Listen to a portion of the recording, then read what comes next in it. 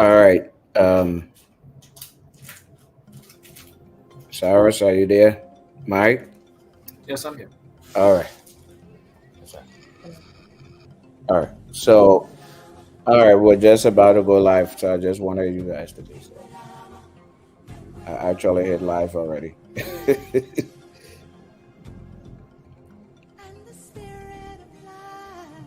uh, all right, listeners. Welcome to Election Central. Today is Sundays, October 1st, I believe. I've kind of lost track of the dates, so I hope I have it right. And today we'll be discussing basically the situation of the incidents of violence surrounding the elections in Liberia, and also whether or not the National Elections Commission is actually ready and prepared to conduct free, fair, peaceful elections in Liberia.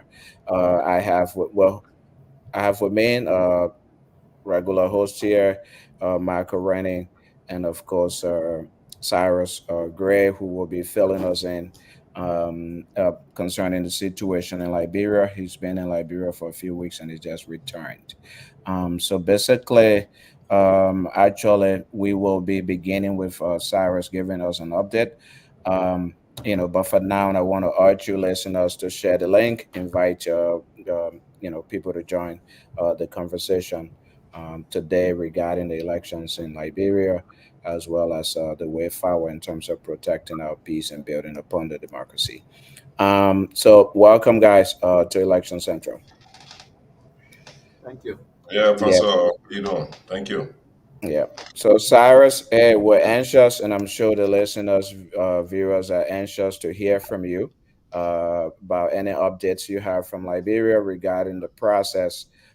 People are nervous. There's a lot of us are sitting on edge, given the developments that have taken place recently in the country, and the fact that you were on the ground talking to voters, but also feeling the pulse. I think it would be great if you were to fill us in what you saw and what your impression is. Well, thank you. They say this Liberian story is like an elephant story. So everybody go in the bush to see the elephant in the counter town. They got their own story. Some people say I saw a big animal. Some people say the bush can smell and all that stuff. But hey, I was in Liberia for a better part of 3 weeks. Uh, Participating in some election process too. I went to the elections commission, met most of the key players. The general climate in Liberia is unlike most earlier election circle. It's a little mute. Uh, by that I mean there's not intensive anxiety in election activities like it has been before. And I think it's probably because most of the contenders in the parties do not have the resources, money. Uh, so here and there, you see people in pickups or on the float here and there running campaign. And for a while, the CDC took up a street in Sinko, having a children's party for a whole week. But the Liberian people are set to go to vote next week, next Tuesday. And the impression I get is there is no clear forerunner. It's not really clear who's going to win. At this time, at least, the notion is that they're going to be a runoff. That means none of the candidates may be able to get the 50% plus one that is required by our laws to be declared automatic winner. But who's going to go to the second round? Will it be Boakai and Weir? Will it be Weir and Cummins? Will it be Cummins and Boakai? Because I'm calling these three names because those are the big three names that people expect to have the big numbers.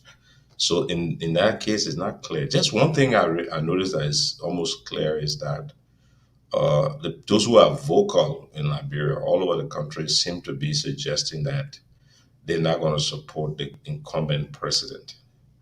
So the chances of we are winning this election is going to be very, very slim. But election day will decide that. One of the things that that I noticed also is the Elections Commission itself.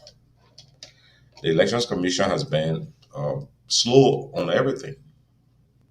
Some they argue that monies were coming late, but some of it also is just an efficiency issue. For example, we've had all kinds of violence around the country. You have probably close to 500,000 people who will be voting for the first time. Yet there's been no meaningful voters education uh, projects going on, either on the radio or in communities, workshops. There's no glaring voters education going on, informing the people of first their civic duty and then also the election process. So in that light, there's a lot of anxiety. People are suggesting that the commission is poised to cheat, and you hear people making threats that if the election were rigged, the country will go to war. You hear that on and on. And I think most of that anxiety is because of the absence of real information from the Elections Commission. Till today, I don't know whether by the time I was leaving, they've solved that problem. The final voters roll, which is a tally of all those that have registered, has still not been distributed with the stakeholders and made public. And under our laws, the list of those who are supposed to be voting should have been published 30 days before the elections. So if you talk about the absence of voters' education, then you talk about the delay in the release of the FRR, uh, and many other lapses. There is still an issue at the Supreme Court where somebody filed a case against McGill, for example, that he should be declared ineligible because of a domicile issue that he has not lived in McGill County. The Supreme Court ruled on another matter affecting somebody in Caldwell and stopped the guy from running, but they have not ruled on McGill. And the notion is that because of who McGill is, the chances are they will try to find a way not to prevent him from running. So all these kinds of suspicions permeates the system. That is why when people are suggesting that there is a chance that there will be violence, already we see evidence of it in Imar, Lofar, in Monrovia itself. You will know that the recent event in Imar, I think was, I mean, in Lofar on Wednesday, led to the death of, now they're saying three, some people saying four, some people saying two, but people died. Firearm was discharged by the police. In Nima, we just receiving another report that a representative by the name of Samuel uh, Koga attempting to go into the town where he served as representative. The townspeople prevented him from entering the town because, according to them, he has not done anything that he's promised to do in this term, and that led to some fights here and there. So the climate is a little tense, and I think it's because of the absence of information and the notion that people will cheat. So there is real fear that even if the elections are free and fair, and for example, George Weah wins the election, people might say that they cheated. But that's the general climate, and we slowly moving towards the. It's 9 days to the elections today. Today in Monrovia, the CPP communist group were to come out. They said the victory march. I've not followed that yet to see how it turned out because everybody's judging what kind of crowd each candidate can bring out. So they're making their assumptions Mhm. along those lines. But more or less, that's basically what's going on in Liberia. The election again, the electioneering is not as fiery as it used to be. You know, the election normally is a party kind of environment. It's not so intense because of the absence of significant funding in the hands of those who are running. Mhm. No, thank you. Is there what the citizenry? I mean, political parties and groups, as you said, might not be, and even the election commission might not be doing much in terms of, voter education and campaigning. However, as it relates to the people, the citizenry, people who will be voting, do you see any concern, any anxiety, any excitement? No, no, no, not. Like I say, normal elections would be a festive kind of environment, and people are having rallies here and there. It's not the case in Liberia right now. The people are anxious to get to the elections. What you will hear from most people is that I mean, you will hear people at occasions in taxis all saying, "Look, we are harmonize our money. We're going to harmonize his vote." Which is a common refrain that there are a whole lot of unhappy people. Imagine government employees, civil servant salaries were significantly sliced over time, and I think there are people who are staging themselves to pay back.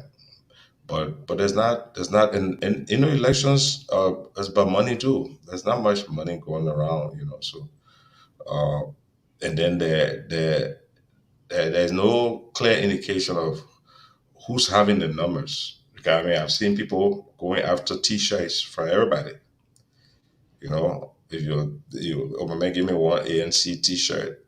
The next thing he going to, oh man, give me one UP T-shirt.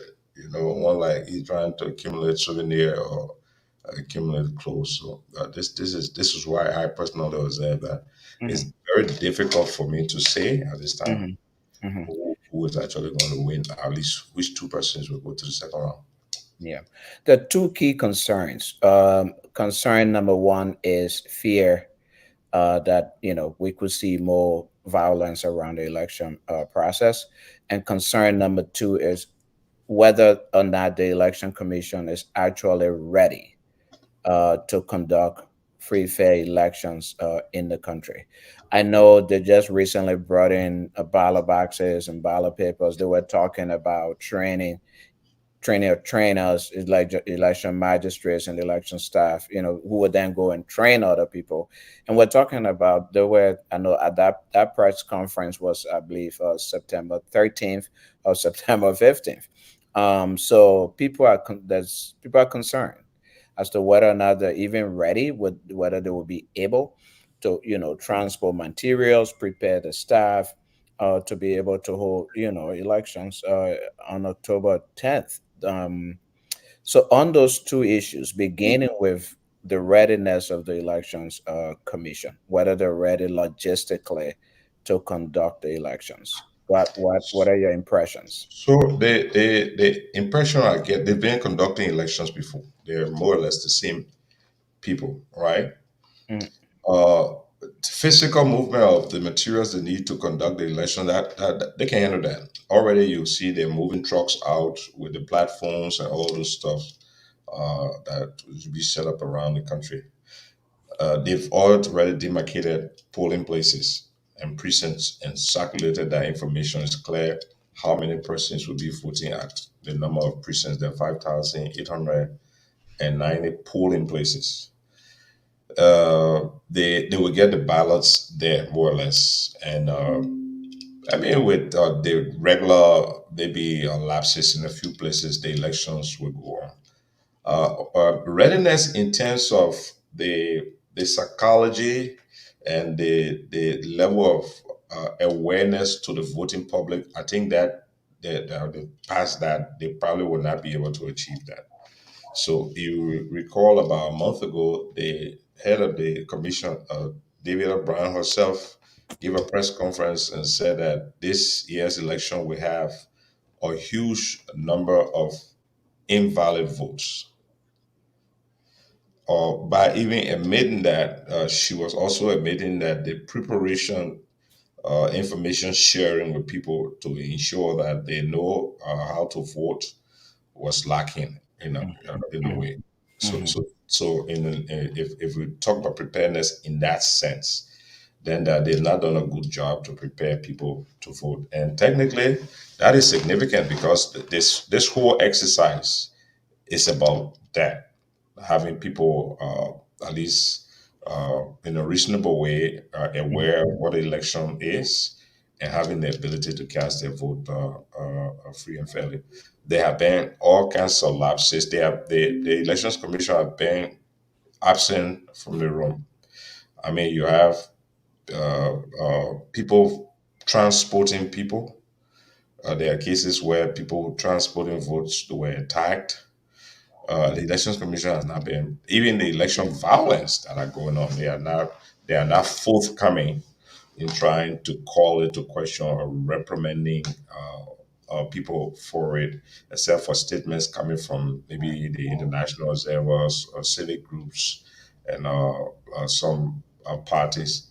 But the Elections Commission is not in the forefront of it. And what I suggest to me, and this is my own subjective analysis, it comes back to the entire 6 years that has been permeated with the hiring of incompetent people. So it also is also happening in the elections commission. So it may not necessarily be that they are willfully dropping the ball, but you can see they got a capacity issue there as they go there, they how they communicate their activities, how the elections commission is being taken to court on and off, even on this final voters roll. I think up to last week they were before the Supreme Court. They've just been ordered by the Supreme Court to release the final voters rule, and they're already 3 weeks late on that. Normally, the final voters roll, or at least the list of people who are voting at each polling place, should now be placarded at that polling place for people prior to the election to go and verify the name on that list. Because if you are not on that list, you will not be able to vote at that place that you supposedly got a card to vote for. All those things have not been done yet. And I think if we talk about a level of preparedness or the absence thereof, then those are the areas that they have not been prepared for. But howbeit, they will proceed to have the elections. The outcome will be, well, a lot of people will not vote right, and those votes might be canceled, or people may get a little notice about the place they're supposed to register and then don't turn out to register. Remember, in the last election, which in fact was managed much better than this, more than 88,000 persons' vote were declared invalid. Almost 25% of the registered voters never turned out to vote in the first round. In the second round, almost 48% never turned out to vote. And you have better communication at that time. So, I mean, my assumption is that we might see a similar or worse situation this time around. So that will undermine the credibility of the process and therefore make people believe, first of all, it might not be. I mean, if you have a huge number of invalid votes, or if you have a huge number of people who do not participate in the process, the first thing that happens that people see or perceive is that, you know, the elections did not reflect the will of the people, and that then undermines the credibility of the process. Um, isn't that a serious problem that could lead us to, some disruptions? Well, I mean, it's a serious problem, but more than that, and you strike the point. Confidence in the election process. I'm fearing because of the absence of information and the warmongering that is going on, that even if the election is conducted well, there may still be voices that will claim that the election was rigged. Imagine you are dealing with a low information population, whether you like it or not. Most of our people are below average in comprehension and taking instructions. But now, even the ballot papers, the dummy ballot should be on billboards. People should be showing the people how the ballot will look like. So all they did was that they assigned list of numbers to the name of the contestants. So the contestants are telling their people without any visual aid Yeah. that, oh, I'm on number 4, or I'm on number 2, or like we are, I'm on number 18. So Yeah. you know, for example, George Weah's cars is electioneering cars. I understand he brought in about 250 pickups. All they have on it is number 18. Right? Just Hmm. reminding them that he's listed at number 18. I don't know how that will actually direct somebody to Hmm. mark. is, I mean, you're asking one Joe somewhere in Lower Nima County who probably never went to school to be able to count to 80, Yeah. even talking in Geo, right? Yeah. So if, if the ballot papers were there with a picture of the people and thing long beforehand, Yep. so that the parties can familiarize their supporters with how the ballot will look. That could have helped a lot. And to your point, with these lapses, uh, there may be an impression at the end of the day, unjustifiably maybe, that the process was not free and fair. It could lead to conflict. So before I bring Michael in, I wanted to make this point. I mean, as you said earlier, Cyrus, this is not the first rodeo for a lot of the members on the Elections Commission. They've conducted elections before. So that is what's raising suspicion among people. You've done this process before. In the past, you probably did it better than you're doing it now. So the question is, why aren't you doing it at least the way you did it the last time, or even better? For instance, they released the voter roll earlier last time. So people were able to look at the voter roll and make sure that their names were on it, or their names were not on it, go and correct it. Why is it 2 weeks to the election time, we still don't have the voter roll? Is it incompetence?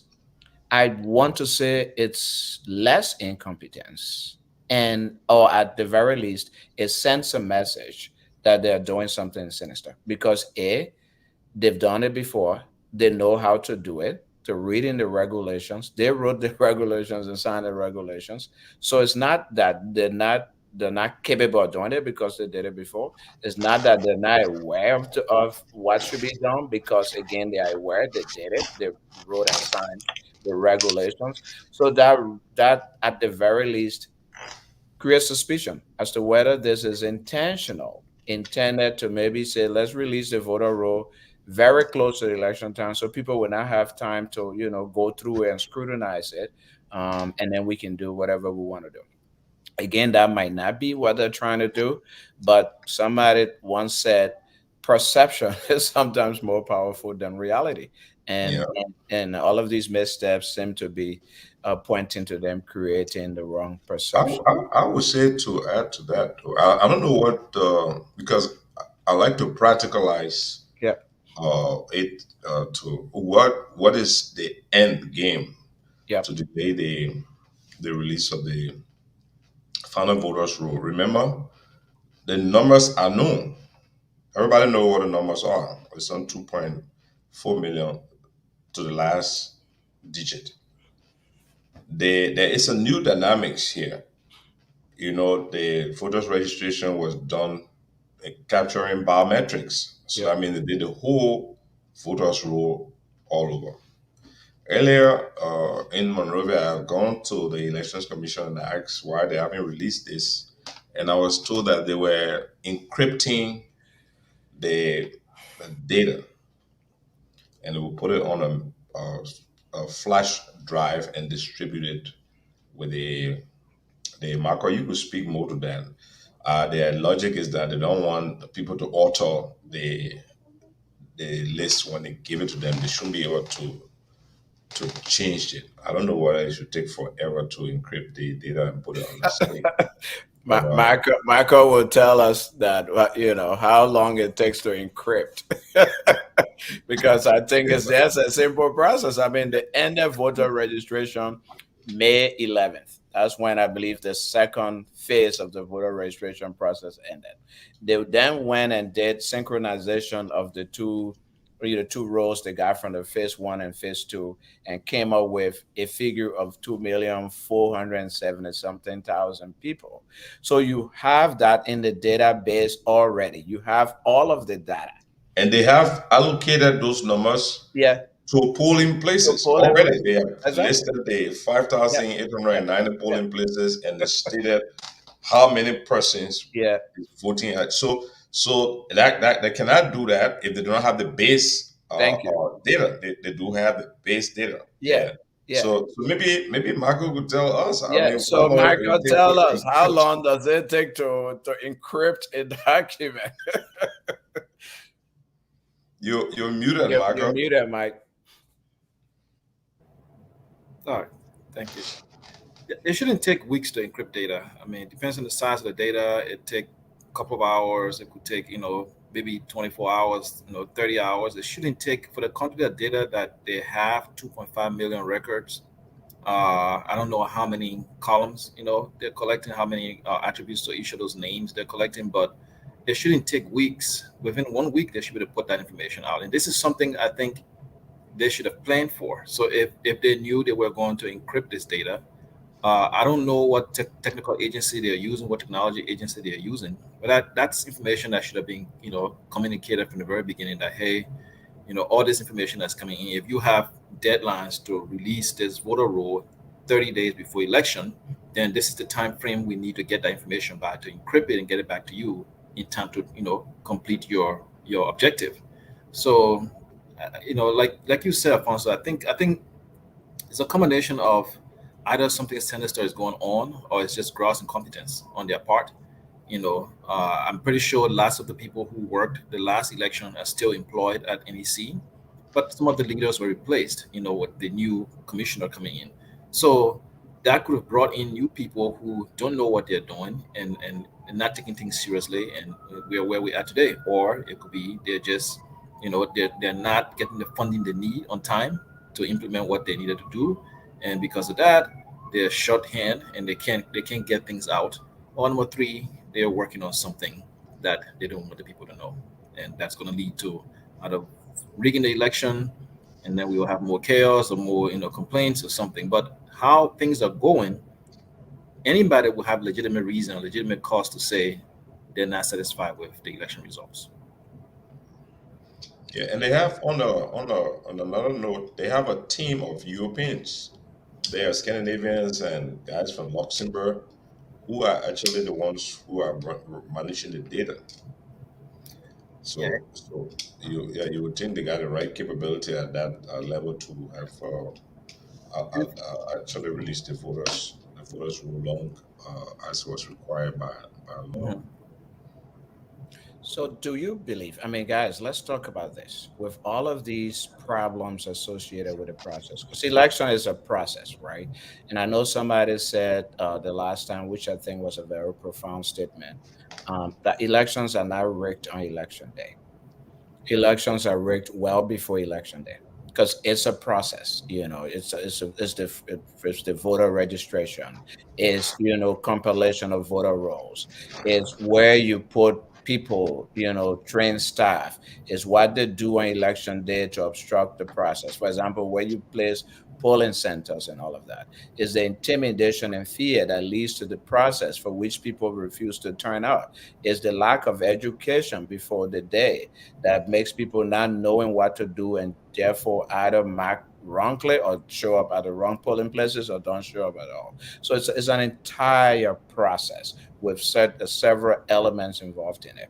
We're seeing that the voter registration process had some deficiencies. We're seeing that we don't yet have a final voter roll. We're seeing that we don't have voter education.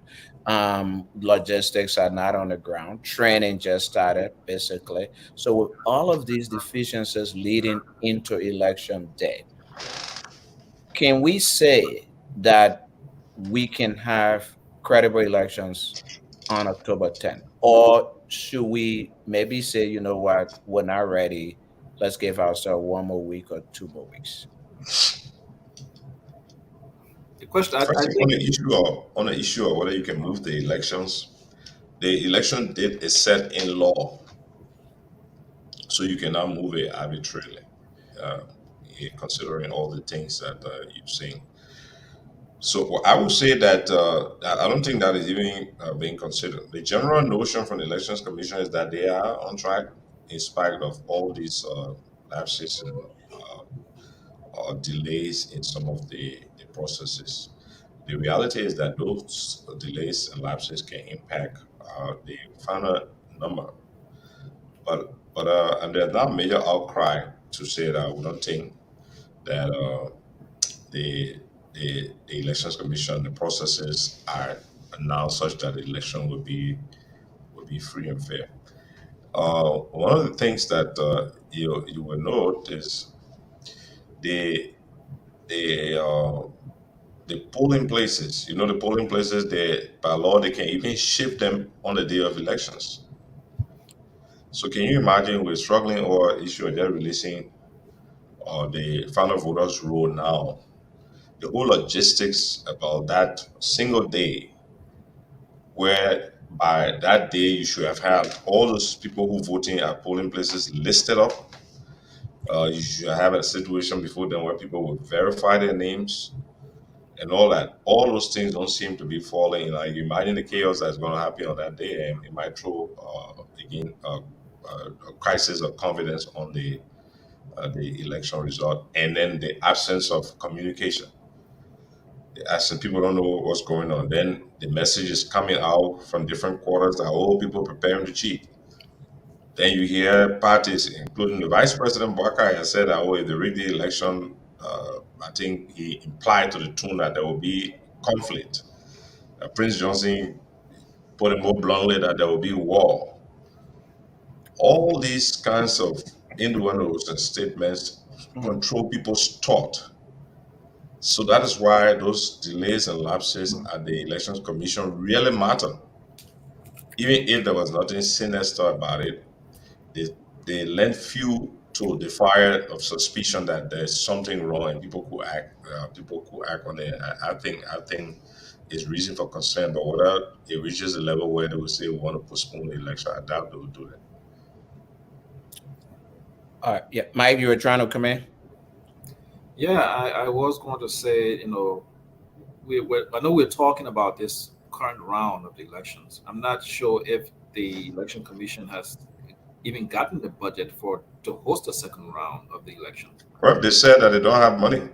Yeah. So what's going to happen if it's No, like, no wonder people are saying first round because they know that. yeah, like I don't even know where we're heading with all of this election stuff. Political parties threatening, violence, the conflict, if the results are not, in what they expect, and then we have an election commission that is saying to the people we're on track but have not delivered on anything they've asked them to do on time, still haven't produced a voter roll, so people don't know where they're going to vote. So if you live in some town in the middle of Sano or Grangita or Sano County, and you go to vote, and they say your polling station is not here, is 10 miles in another village, how are you going to get there? So then you don't vote. So you're disenfranchised and you're sitting there, and of course you'll be upset. So imagine if it's 15, 20, 30 of you show up to one polling station and you can't vote, and they're telling you can't vote here. So then you start feeling that you're cheated. Something is going on. And then you start causing disruption, and things start happening. So it's really shaping up to be a bad situation this coming election. Unfortunately, I hope that doesn't happen, but it doesn't seem like we have the security forces to handle that situation. And our election commission is either living in la la land to think that things are under control, or I guess they have some magic wand that will solve the problem on election day. But I'll tell you what, let's Marco, let's listen, and Alfonso, if you don't mind, let's listen to the chair of the elections commission. That'll give Mhm. us Yep, a perspective, at least from that last interview, that maybe we'll have more absolutely. truth. Yep, and then we can go through. Absolutely. Yep. And welcome to the live coverage here at the National Elections Commission, where NEC is having a press conference. Good morning.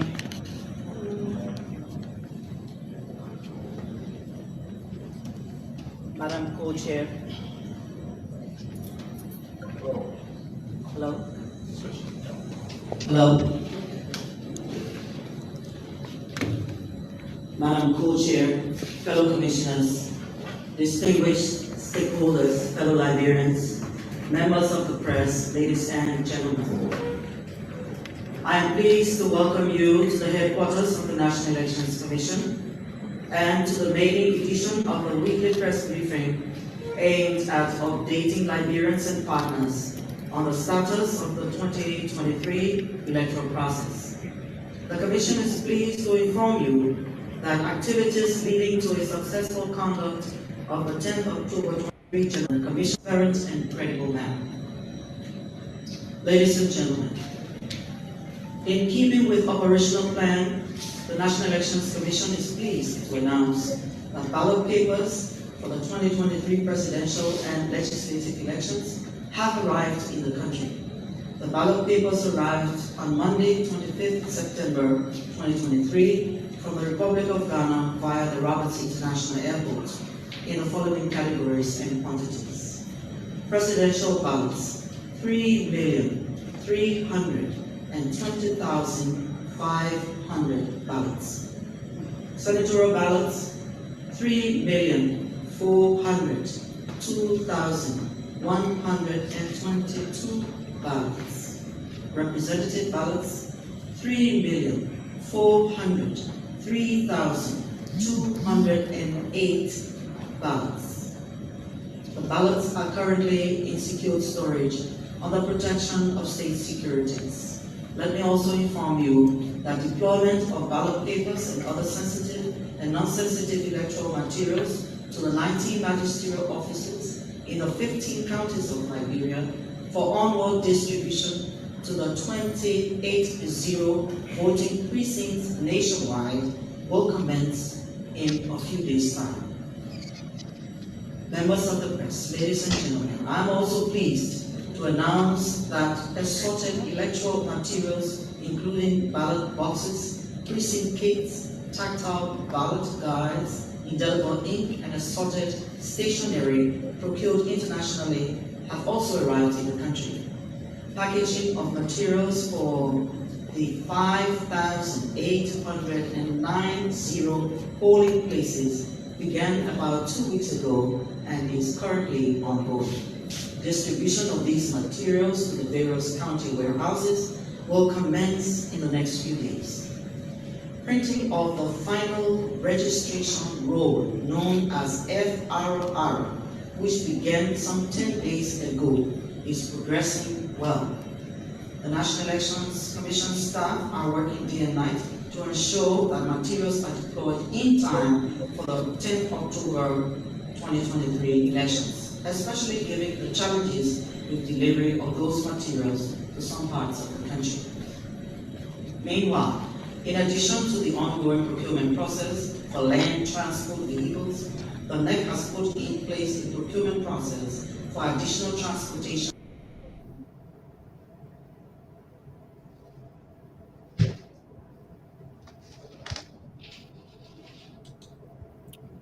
I might have disrupted. Let me go to the video and put it back on. I think I disrupted it. All right, I'll come back. Throughout the country.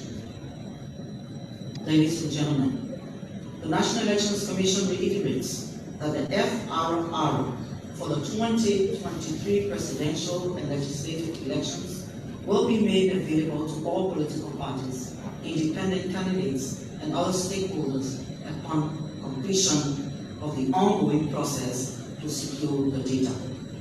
As per the law, the list of precincts was published on 11 September 2023.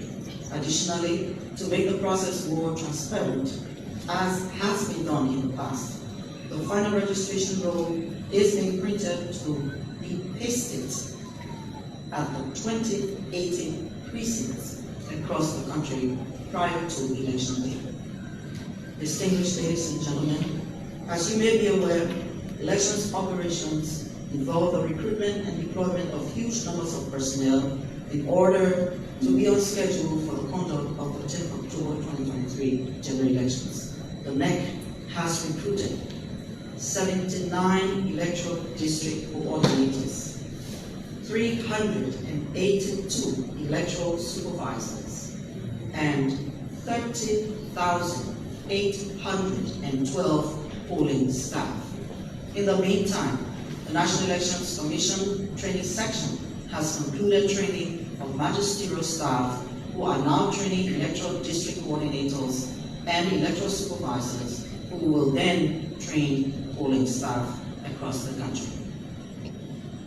Consistent with commitment to ensuring the participation of all eligible voters The Commission, in collaboration with partners, has drawn up appropriate strategies to provide civic and voter education for the 2023 general elections. Accordingly, with the assistance of the UNDP Liberia Electoral Support Project, the National Elections Commission established 81 civic and voter education cells across the 73 electoral districts of Liberia that are currently engaged in outreach activities in various communities, including door-to-door and face-to-face campaign at the grassroots level throughout the country. Additionally, considering the relevance of gender-based training in the electoral process, the NEC, with support of UN Women, is undertaking a series of gender outreach activities across Liberia.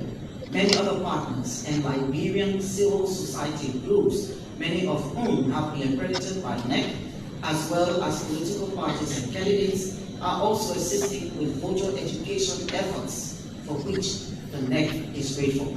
Meanwhile, in order to facilitate an effective and robust civic and voter education exercise, several educational and awareness materials have been produced and are being distributed nationwide. These include posters, flyers, t-shirts, caps, banners, jingles, and drums, videos of voting steps, and soon to come, videos of tallying steps will be distributed. Additionally, the NEC has entered into memorandum of understanding with some 37 community-based and 7 Monrovia-based radio stations to assist with CVE and media activities. The Commission also runs a number of radio programs to disseminate information about the electoral process and has access to some 30 rural community radio stations through Internews. Members of the press, ladies and gentlemen, there remains huge interest by both local and international observers in observing these elections. As at 21st September 2023, the National Elections Commission has accredited 662 international and 5,981 local observers, giving a total of 6,643.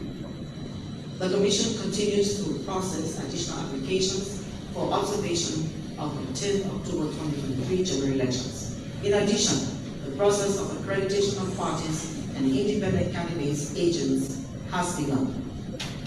Ladies and gentlemen, based on the Commission's request, the African Union, AU, has deployed 2 data management experts, and ECOWAS will this week deploy additional 2 experts in data management and cybersecurity to the Commission.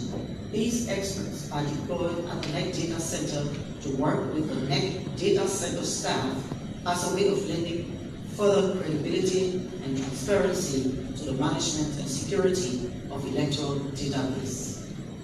ECOWAS is also procuring some computers and printers for election results management, as well as assisting the Commission's voter education and gender outreach efforts and logistics, including. All right. Yeah. Thank you. Um. I'll tell you, it makes sense for us to talk about some of these things. Yep. Then we can go back to it if we need to. It seemed to me she listing all the things that should be done, but they have not been done, and we are almost uh, a week to election. I heard Exactly. her say, I mean, I've been in Liberia. There's no sense that maybe they're doing it around the country. She said that they have cells that are going door to door and doing voters education. I don't know of that. Hey, it's a whole big country, but how does that make sense, though? I mean, you would think that there will be consistent radio programs, billboards. I've seldom, if you go walking from everybody's house and it will take time and explain to them what the election process is. Yeah, Exactly. yeah. What, Exactly. So what that's material are they even using to train the people? to educate the people? What materials are they using? Have they released the educational materials they're using to educate people? Is there Well, any way no on their education website? material in circulation. And is there any way on the anywhere on their website where people can go to access that information and help Zero. people? The website is bare. It's bare. There's nothing. I think, and you make an important point, Sarah. As she thought she was telling us the progress that they're making with training people, with trainers, magistrates would then go and train people. What that says, as you correctly says, you haven't done these things and you're just starting to do them right now. Like, when was this press conference even held? It was Just held last week. last week. So you're telling us last week, 3 weeks to the day, or less than 3 weeks to the day, that you're training of trainers, TOTs. They would then go and train other people to manage the election process at polling places. Are Yeah, you the kidding me? election is almost here. Yeah. Is here. And you don't have trained people as yet. And you say you're beginning to also train monitors and you're beginning to do this and we're starting people. And of course, what is this whole idea of sending people door to door to educate people? First of all, how many staff you have to go to every door in Liberia to educate people on how to vote or how not to vote? It's So it's let yeah. me play devil advocate here for a second, uh, on behalf of the election commission. Do you think is this the case of the election commission not having the budget to do all these things, and they are afraid to criticize or to state that, and thinking that the sitting government would not look well upon them, so they're taking the bullet, being criticized. But the fact of the matter is, they had no budget, no money, as they've stated. They didn't have the budget on time, and they currently don't have money for the next round. And we're ignoring this as a huge factor that plays into getting data ready to release the data roll, getting the voter material, training material to train 20,000 polling station staff, 300 supervisors, and I don't know how many magistrates. All of that costs money. So if the funds weren't released to them on time, mhm. that definitely can hamper their ability to deliver all this. Yeah. That is They true. have been, That is true, they have been Michael. funded. They have been funded now, but the money Yeah. came slowly in piecemeal. But here's my point to that. So I believe it was Professor Lamini Waridi, and he made a statement the other day in Monrovia, and he spoke to that point. And one of the things he said that I thought is profound is, if the problem is that the election commission is not receiving the money from the government to do its work, then it needs to tell the Liberian people, because it has a legal mandate to conduct elections, to administer the election process. And the budget for the National Election Commission has already been passed. U.S. Ambassador McCarthy said the other time, once the budget is law, once it's passed and signed by the president, passed by the legislature, by the president, it becomes law. The Minister of Finance doesn't have the authority to say, oh, we're not paying it, or we cut it, or whatever. And in fact, the election law specifically says that monies to the election commission should be paid in two tranches, in January and in July.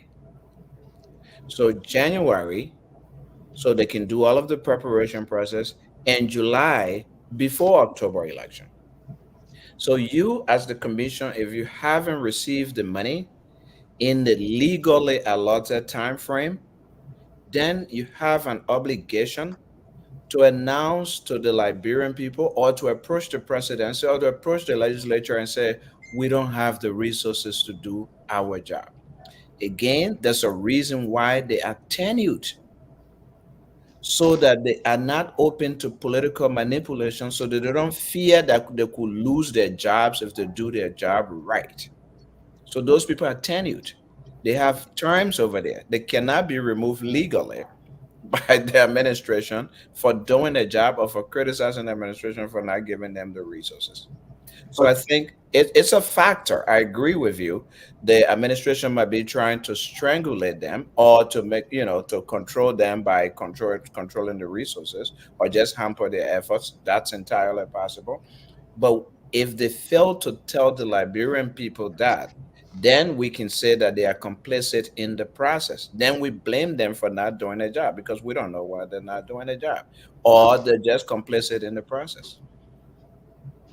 Yeah, I want to think this could be, because they did announce that they don't have the funding to, carry out election, or the funding was not released to them For the in second round. For the second round. well, they don't If have there's a for second the round. second Yeah. round, but for the first round, Mhm. I want to believe, I do believe that they did announce that they had not received funding for the election in time, in Mm. according to the legally mandated, you know, disbursement dates, January and July, as you said, Alfonso. So they did make that statement that they didn't receive their funding in time. So I mean, in as much as the chairman and some of these appointed officials at the NEC are tenured officials, I still think they have political influences because they are appointed. The current team now, from my understanding, was appointed by the sitting administration, right? So don't you think that allows, them to be more biased towards this administration, that if things weren't going as planned, they would not just want to come out outright and criticize the government and say we're not getting our funding, you know? I'm just saying, because at the end of the day, there's so much involved here. And in as much as I think there's some incompetence on the side of the leadership of the NEC, I also feel like because they don't have the resources, it's also affecting them from doing their work. Yeah. That is true. That is true. I think resources, lack of resources, or the slow pace of dispersing resources to them is impacting their job. I just think that they need to be a little more open and transparent with the Liberian people to say why they're not doing the job. Because what we're doing now and what most people are doing now is say, oh, the election commission is incompetent. It's taking them months to encrypt a list of 2 million people. That's crazy. But maybe they needed money to pay, a vendor to do that, and they didn't have the money. So if they came up and said we haven't, because again, voter registration will conclude in May 11th. So from May to September, mid September, you haven't encrypted a document. Michael, you are the expert. You say it takes 24 to 46, whatever hours, depending upon the columns. And since May to mid September, they haven't done that. It probably is because you're right. Maybe they don't have the money. But if they don't tell us that they don't have the money to pay a vendor to do that, then all we see is that they are failing to do their job. Um, Alfonso, mm, just David O'Brien in this first part of the interview said that they the final voter rule were being compiled. The yeah. work was going on, and they are committed to giving it to all the candidates, and they will do that as soon as it's ready. But inside that statement does not show the urgency, the fact that they are already late Mm-hmm. in providing that voters rule. She's announcing it as though everything is normally Mm-hmm. uh, going Mm-hmm. on. And you mentioned about training, trainers training. If Yeah. you are 9 days to the election and you are talking You're about training people. training, when would the TOTs go in the field Yeah. to actually train people when you're saying that there are 30,000 poll workers that you Yep. guys have hired? You imagine that.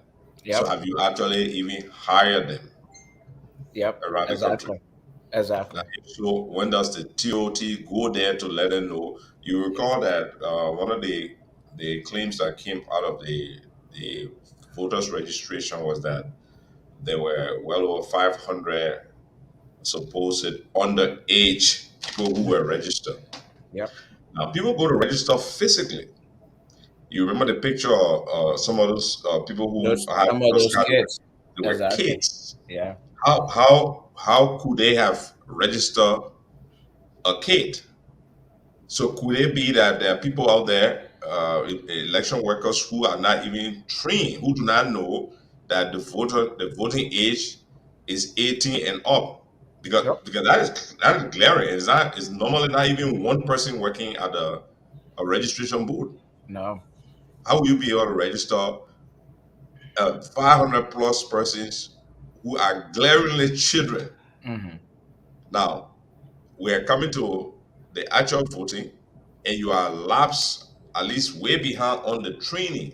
So it leaves room to suspect that there will be people at the polling places conducting election who will be completely unaware of the task that they are there to perform because they have not been trained in time adequately. No stress test has been done to ensure that you got the right people there. This is reason for concern. And you listening to her, she reading a laundry list Yep. of activities Yeah. without considering the time. No. she thinks she's reading news on UBC. Without considering the time. I mean, you say that okay, the AU gave us the AU sending two data managers. A good bit of the data stuff has been done already. Has been done already. Or at least you have been, maybe they're bringing them to do the encrypting. Yeah, they probably can't afford to pay the people that are there. So, and aren't those people volunteers or the company? Did they even release the details on the company that was contracted? Is that information even public for people to No, see? it's not. That's another thing. Somebody was also saying the other day they brought in the ballot papers under the cover of darkness.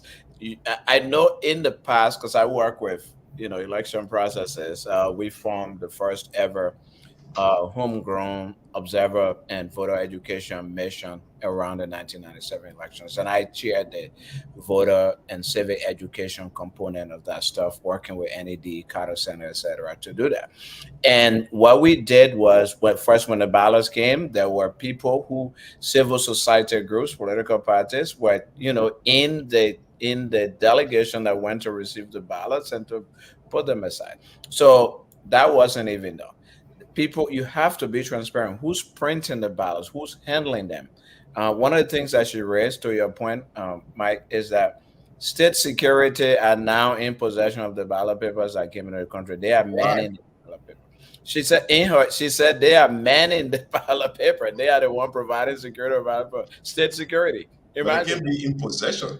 Not in possession, but I mean they're Yeah, manning the I center. saw police at the Yeah, elections commission in numbers, yeah. which is normally the case with the Which is the case because election that is the cycle. But government. Yeah, again, we're talking about messaging. exactly. The way she's explaining leaves a Yeah, whole lot of doubt. it leaves a lot to State be desired. security are manning Yeah, of course, the we ballot. respect that the ballot will be in a secure Yep, location. yep. But if you're not careful, this is the security that people are saying that are partial, Mhm. that they support the incumbency. Then you say, then we're woman in the ballot in the They're network. manning the ballots. That's where we are. I want us to move to other really critical issues. I want us to talk about the voter roll and what the law says, what the election law says about that. I want us to talk about the issue of violence in the country and how that could impact the election process, but also overall peace of the country. And that's a major, major concern. There have been incidents lately. No, well, yes, was it yesterday or 2 days ago? A very major incident in Foya, Wednesday. or Wednesday, Lofa County, where at least two people, or maybe three, have already died or were killed as a consequence of that violence, which, by the way, is really sad. And we want to send our messages, of condolences to their families and to that community that was traumatized by that violence.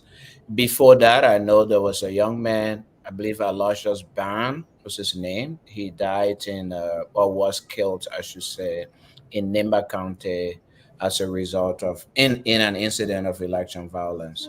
And of course, we had the situation with CDC and Unity Party folks in Monrovia, where that day the reporting is that Unity Party was going to their party headquarters to announce, their campaign team, and they were intercepted by CDC people, and there was a violence and incidents happened, and people got severely injured.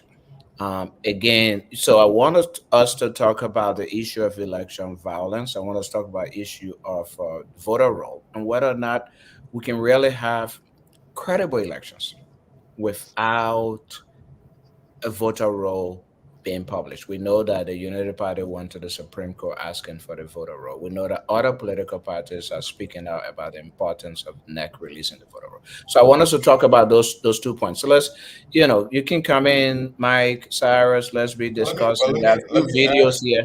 I'll let me go to add those videos. Yeah, yeah, let me add to your yeah, list of for violent issue the mm, case of the Nima representative Samuel Kuga, yeah, yeah. Thank you. who was prevented from entering his hometown It's on time. because because he didn't deliver a campaign promise. They said, "Don't come here. You come here will be you because you didn't pay the role you promised you're going to bill." Okay, goodness. Yeah. So let's keep talking. Let me see. Let me take a stab at uploading. I don't know if you did, Cyrus, but let me take a stab at uploading one of the violence videos. But Mike, you can go ahead while I try that. Yeah, that situation with the NEMA representative, I think, the Liberians need to take charge of, their future. And I think that is a good example of people holding their representatives accountable, because it, as long as there's no violence in terms of, attacking him or physically harming, anybody in his convoy or in his entourage, but preventing him from entering your town is a way of sending a message that, hey, we don't want you here because you're taking advantage of us, you know, which is fine. And I think if we are able to hold our leadership accountable, that way, things would change. So looking at the election commission and how things are being handled now, if the governing body that monitors what they're doing and reviews their actions after every election is going to call them to account, have a conversation, publicly, so that the public can hear what's going on, and then also recommend actions that can be taken by the government or the executive branch or whichever branch is legally responsible for executing actions against the election commission. Then we will start seeing changes because the next group that comes in will say, well, if we don't handle our responsibilities correctly, and if we are falling short because we don't have the resources, we will publicly come out and say that. So tomorrow it's documented. And if we're not able to deliver, voter roll on time, or election ballot papers, or training for of the election staff on time, we can be able to say this is the reason why. When we said that in the past, we said it on time so that people knew exactly what was going on. Or else we're just going to continue having the same situation over and over. Elect leaders will come in, no, they would do, function really badly, and there will be no way or no one will hold them accountable. And then their tenure will end, and they will move on. The next person will come and do the same thing because nobody's holding them accountable. So, going back to the election violence thing, we've been having this conversation for like 3-4 weeks now on this platform, and nothing's changing. I saw one of the videos on Facebook, and even the police officers that were there, some of them were hurt, holding their head, walking away, leaving from there. They had no control over the crowd. You had, I think I saw about 3 or 4 police officers there, you know, and Mhm, you were looking at a bunch of people. Those 3-4 police officers can't handle that kind of mhm, crowd. So imagine what happens on election day if people show up to vote and they're told you can't vote here because you're not registered at this polling station. You're supposed to be 20 miles in the next town, and that person, you know, can't go there. And they get upset and say you guys are cheating us, and then violence starts, and you only have 2 police officers at that polling station. What that's like just recipe for violence, for chaos. So this is going to be bad. It's our country. We need to pray for our people and hope that our leaders that are preaching violence will be able to come out that day and tell the people to stand down, because currently they're all, I don't know if they're saying it because they want to prevent the election commission from cheating, or they're sitting the ruling government from cheating. But if they're saying it because they're serious, or even if they're not serious, they need to take a step back and talk to their people. Like, hey, if you go to vote on that day and something happens, be calm. Call on your leaders, call on your town, your town chief, whoever is responsible for mediating issues in your area. Call them up let them come and talk to the election staff and figure out what's going on. Do not resort to violence. Because at this point in time, we know we don't have enough security staff to handle any violence that happens. And I don't even think our security staff are trained enough to de escalate issues. So maybe you call the town chiefs, the clan chiefs, or whoever are there that can help. You know, Yeah, yeah, and that's important, and that's where I want us to go to next: the issue of election violence, and how we can handle it, and whether or not we have the police. I want to assume, Michael, that you were talking about the incident in Foya on Wednesday, perhaps, where the police couldn't handle it. I did some digging, some investigation. One of the things I found out that there were only 6 police officers in the whole assigned in the whole Foya area.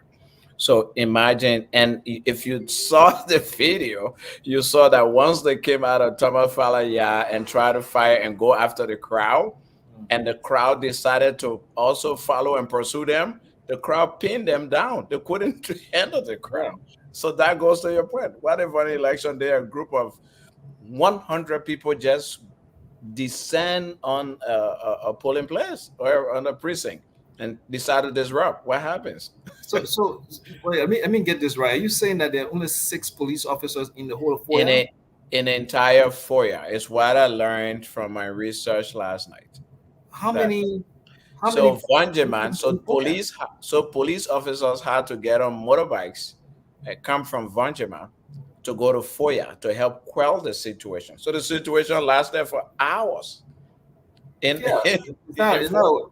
It's not a short distance from Vonjima to Foya. It's a little distance. So if they're getting Yeah, on the motorbike, you yeah, should, before the information even gets there, yeah, and then yeah, they can rally up. So yeah. what happens if you're taking police officers from Vonjima to go Foya, and then stuff happens in Something Vonjima? happens in Vanjama as well. So if you actually follow the incident in Foya, it lasted for a very long time because the Yeah, the the total Foya, I understand, has only 6 police officers.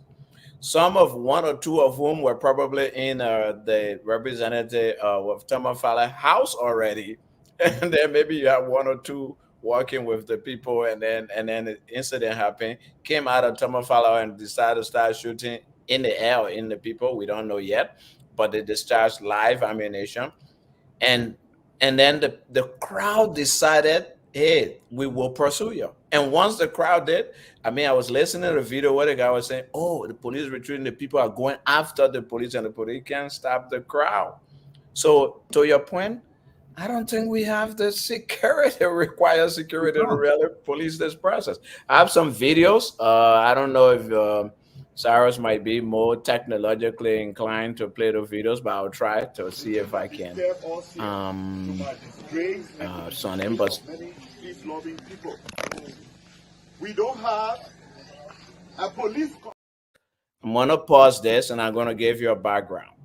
So the background to this video is actually it has little to do with what happened on Wednesday, but it is the background according to some from Lofa and from the Unity Party and whatever to what happened on Wednesday.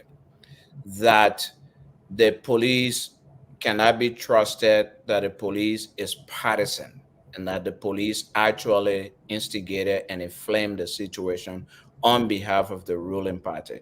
And what this video says basically is that it was planned, it was organized. The previous police that were there were removed and replaced by CDC police forces, quote unquote, CDC people as police. And therefore, the police cannot be trusted. Why am I raising this issue? Why do I think we should listen to this video? Because again, do the people believe that the police is unbiased, nonpartisan, and can protect the election process? A lot of things. This video really demonstrates, the people's suspicion that is justified. So let's play it and let's see. According to them, this is what actually led to the incident on The Wednesday. thing that disturbed us here, to my disgrace and to the disgrace of many peace-loving people. We don't have a police commander that you can tell this man is denigrating government. We want to have him apprehended for saying or for insulting officials. You go there, they will tell you, say, we cannot do that. You go up and down, it will not be done. And when you go to the court is not you. They will tether you. They will disgrace you. So the arms and ammunition that we want people to supply us with, we want a police commander that is purely sedition, the deputy that is purely sedition, and officers that are sedition, so that when we talk as a team. And we want a court judge, the magistrate, and all the people, most of the people that are in that court, to be seditions to the court, so that they will interpret the law. When we say pro-co, the laws are there ever since. All right. So this is you listen to the video, guys. This was the assistant superintendent. You kidding me? Assistant superintendent for development in Lofa County. What? And and it said, based upon that statement, Thomas Fowler now was given the power to recruit the police, all of the police people in that town, to replace the magistrates and everybody in Lofa and in Foya, so that they can all be pure citizens as this guy has said. What are your thoughts, guys? I didn't know they had some kind of video like that. Yeah. Can you imagine? they're having this discussion at the CDC headquarters. Yes. So the CDC stuff on the wall there. Exactly. And so they have the government and the contestant. Now what he's suggesting is to turn all the public institutions to CDC, which more or less people have been saying that the police does not respond to complaints from non-CDC or people. If CDC people attack people somewhere, we saw that with the guy who attacked at the U.S. Embassy. I think a year or so ago, the police were standing and watching. So as a result, it's almost clear to them that once CDC is doing something breaking the law, I mean, there are no recourse. Yep. Yeah. I mean, even in a country like America, we still have, some police officers that are corrupt. So let alone a country like Liberia, that police officers don't get paid on time, and they're definitely not getting paid if politicians don't want them to. So that loyalty will be to whoever politician that can give them a little per dime. So I'm not even surprised as to those police officers already being at Thomas Fowler House. You have 6 police officers in the whole district, and they go and half of them go sit at Thomas Fowler House. That they are protecting Thomas Fowler family and property. So that will tell you exactly where their loyalties are. There's no question there. Yeah. And the sad thing, Michael and Cyrus, is that this guy is saying that the police people who were there, the commanding police officers who were there, when they go to them and say, this man is criticizing government, is denigrating government, go arrest him, they can say, no, we can't do that. Those were a professional group of people. Yeah. And his advocacy is, no, replace these people with citizens, so that when we say go arrest that opposition who is criticizing the government officials, so they can do that. When they want to, you should replace the people in the court. In the courts. So what happens if let's say Boyka wins the election, or Cummings wins, or Gonglo wins? How will he be okay with them appointing their loyal people as police officers in the court, so that if he criticizes them, they can arrest him? Is he okay with that?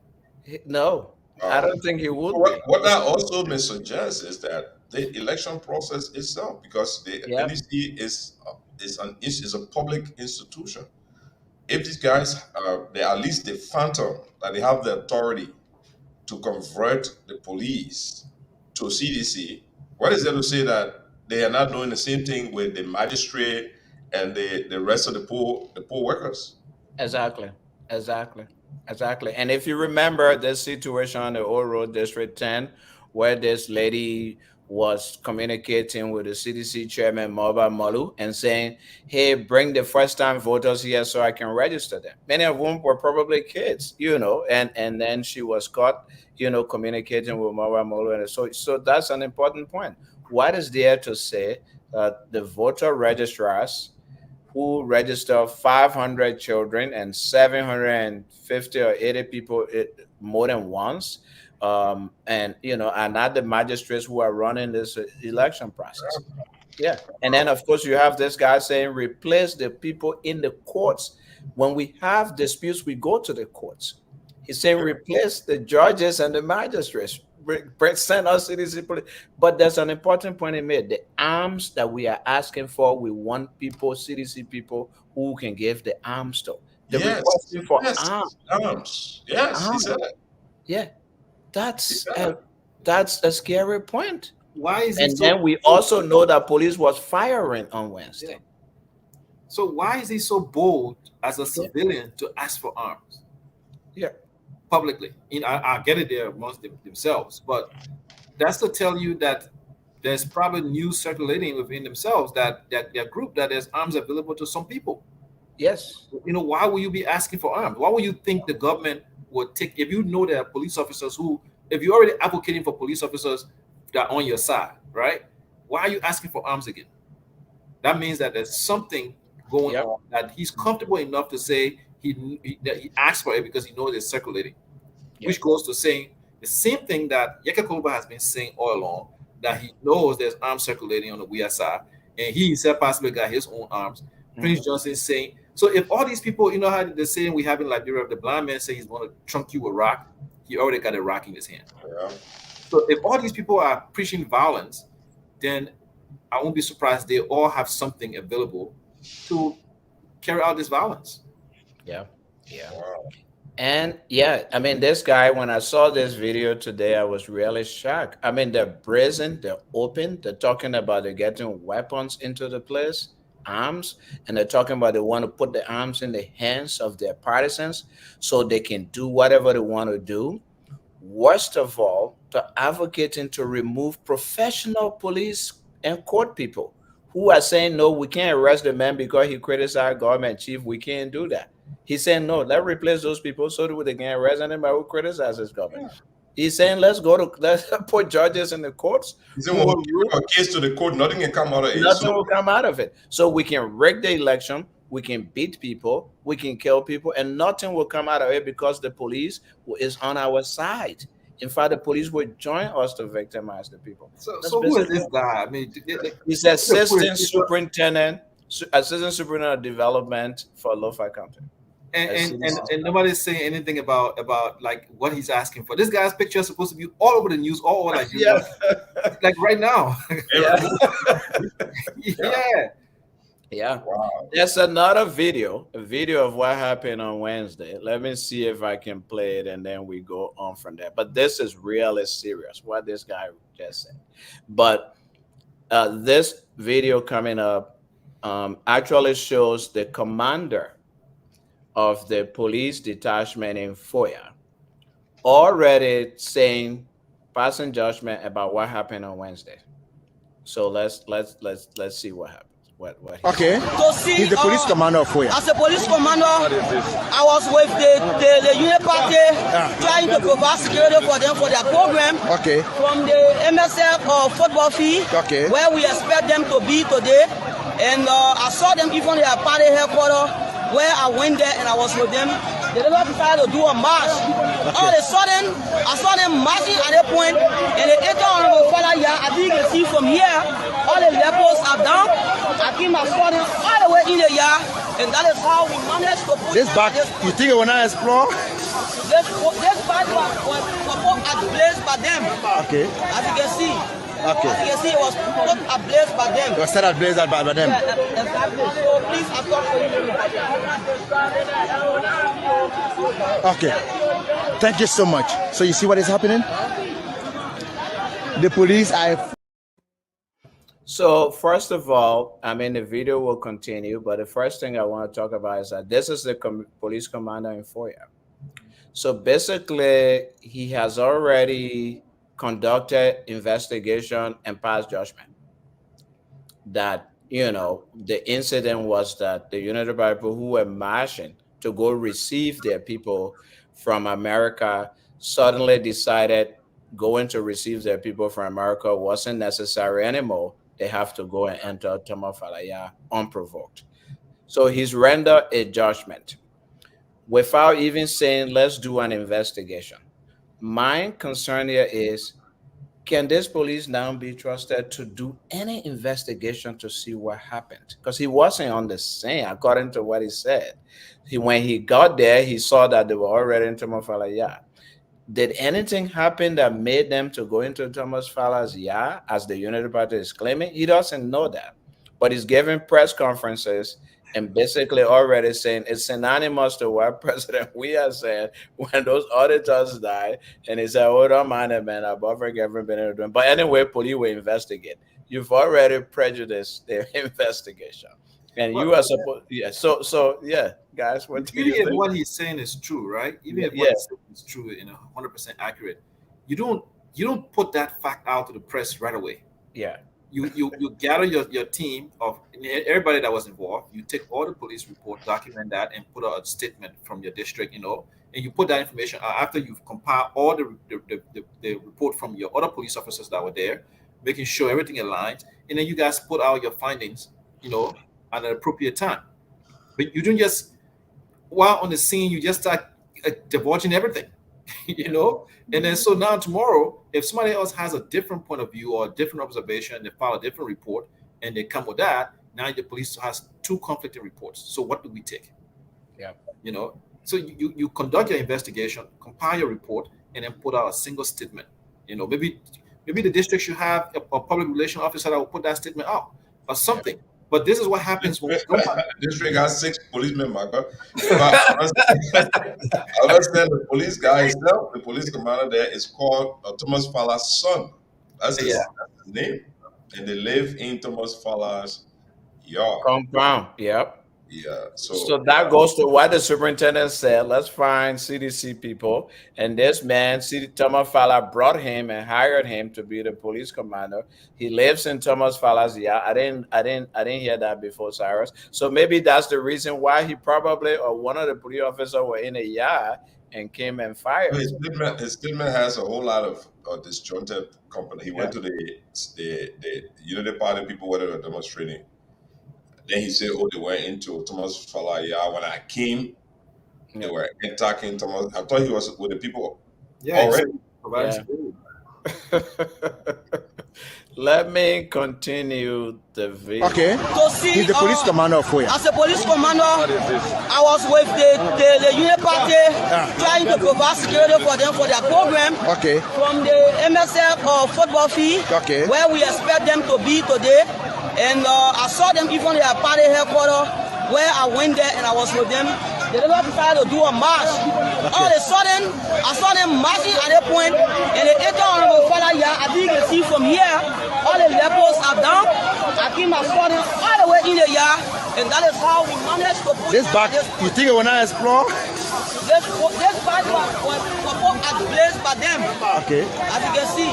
Okay. As you can see, it was put ablaze by them. It was set ablaze by them. Yeah, exactly. So please, I talk for you. Okay. Thank you so much. So you see what is happening? The police are fully in charge now of the place. The police are fully in charge. The police fully in charge of the place. They are sending those from the fence of Thomas Fowler. They are sending them back. Voice of Lofa is the Lofa People's Radio. Please share this video.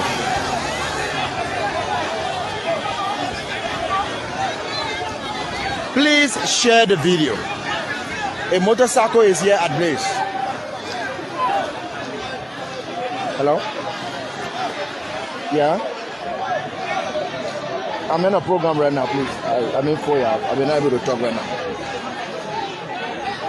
Please.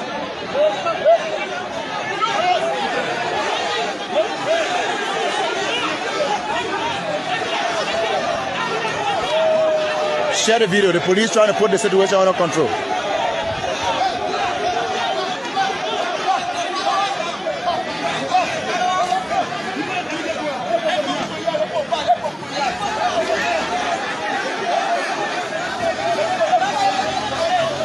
This is someone lying dead here.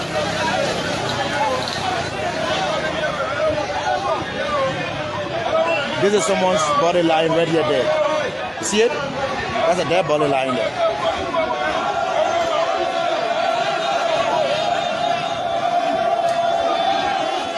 So supporters of Ambassador Boakai are standing here. They want to pass, but I think the police will have to give the go-ahead.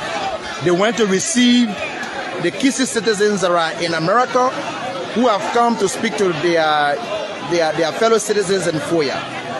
I'm told that's why they were passing here to go and receive them till this outbreak occurred. So let's wait and see. We are hoping. This is Sylvester Nima, one of the American Kisi citizens. He's from America. He has come for this program. Here they come. Here they come. All right, guys. Any thoughts? Well, has Joseph Boyka put out a statement on this? Because I mean, you have a police chief accusing Unity Party partisans of instigating this violence. Has he said anything? So again, in preparation for this show, I've been doing some research. There's a situation I couldn't upload that video, but maybe another time. But he did. There was an interview with him in Bond County. I think he was in Bond County on his way to Lofa when the incident occurred. So a group of journalists interviewed him in Bond County. In that interview, he said he didn't have a lot of information, the details, but what he was told is that as his people were marching on the Medicoma highway to go receive these people, going past Thomas Falla's compound, they started receiving stones. People from Thomas Falla compound started throwing stones at them, and that's why the incident happened. He called, according to him, he called one Nyoma Lane, who I think is the current representative, but the representative told him he was not in the area at the time that the incident occurred. So he was going to investigate and provide details. That was the extent of that press interview in Bond County. I also do know that Tomafala issued a statement saying that he was attacked by Unity Party people, and therefore he was suspending his campaign in the interest of peace, etc. And somebody told me, which I didn't listen to, that the city mayor of Monrovia gave a press conference also blaming the Unity Party people for the attack, that they provoked it. I also was able to get a statement which is written by Representative Nyomalin, who's the current representative against whom Thomas Falla is actually vying. Thomas Falla is vying to take the seat that Mr. Nyomalin, I think F. Sakila Nyomalin. Not to cut you off, Alfonso, but is there a limit as to how many different places, how many different places you can run to represent? Because wasn't he just representative in Montserrado? Yeah, he wanted to run for senator. It didn't work out last election. Yeah, has he lived in Lofa long enough now to be representative there? Cyrus, take it on, brother. Answer that question, Cyrus. Well, I'm not. If we are relying on the recent ruling from the Supreme Court concerning a guy called Countryman in the Coldplay era, they bar him from contesting the elections there because they say that he has not lived in the district for a year, a minimum of a year. So, by that logic, I think Fala has a home in Afoya, has built a couple of infrastructure there. He's probably actively there. He has a house, maybe that qualifies for him being domiciled in Afoya. There's also a precedent. Edwin Snow was a representative of Montserrado District 6, and then he, while still holding that position, ran in Bomi, and that was taken to court, Supreme Court, and the Supreme Court ruled that yes, even though he was represented in District 6, but he had manifest evidence that he was a resident of Bomi. So that may be the same thing that's applying to Thomas Fallon. So let me ask then. So before we go back to that whole situation and whatever is went on in Lofa, let's look at the residency issue. what constitutes residency? I mean, is residency determined by just owning property in a place? Can you express, let's say you live in one place and you represent in that place, and then because you buy houses or open a school in another place, automatically you're resident in that place?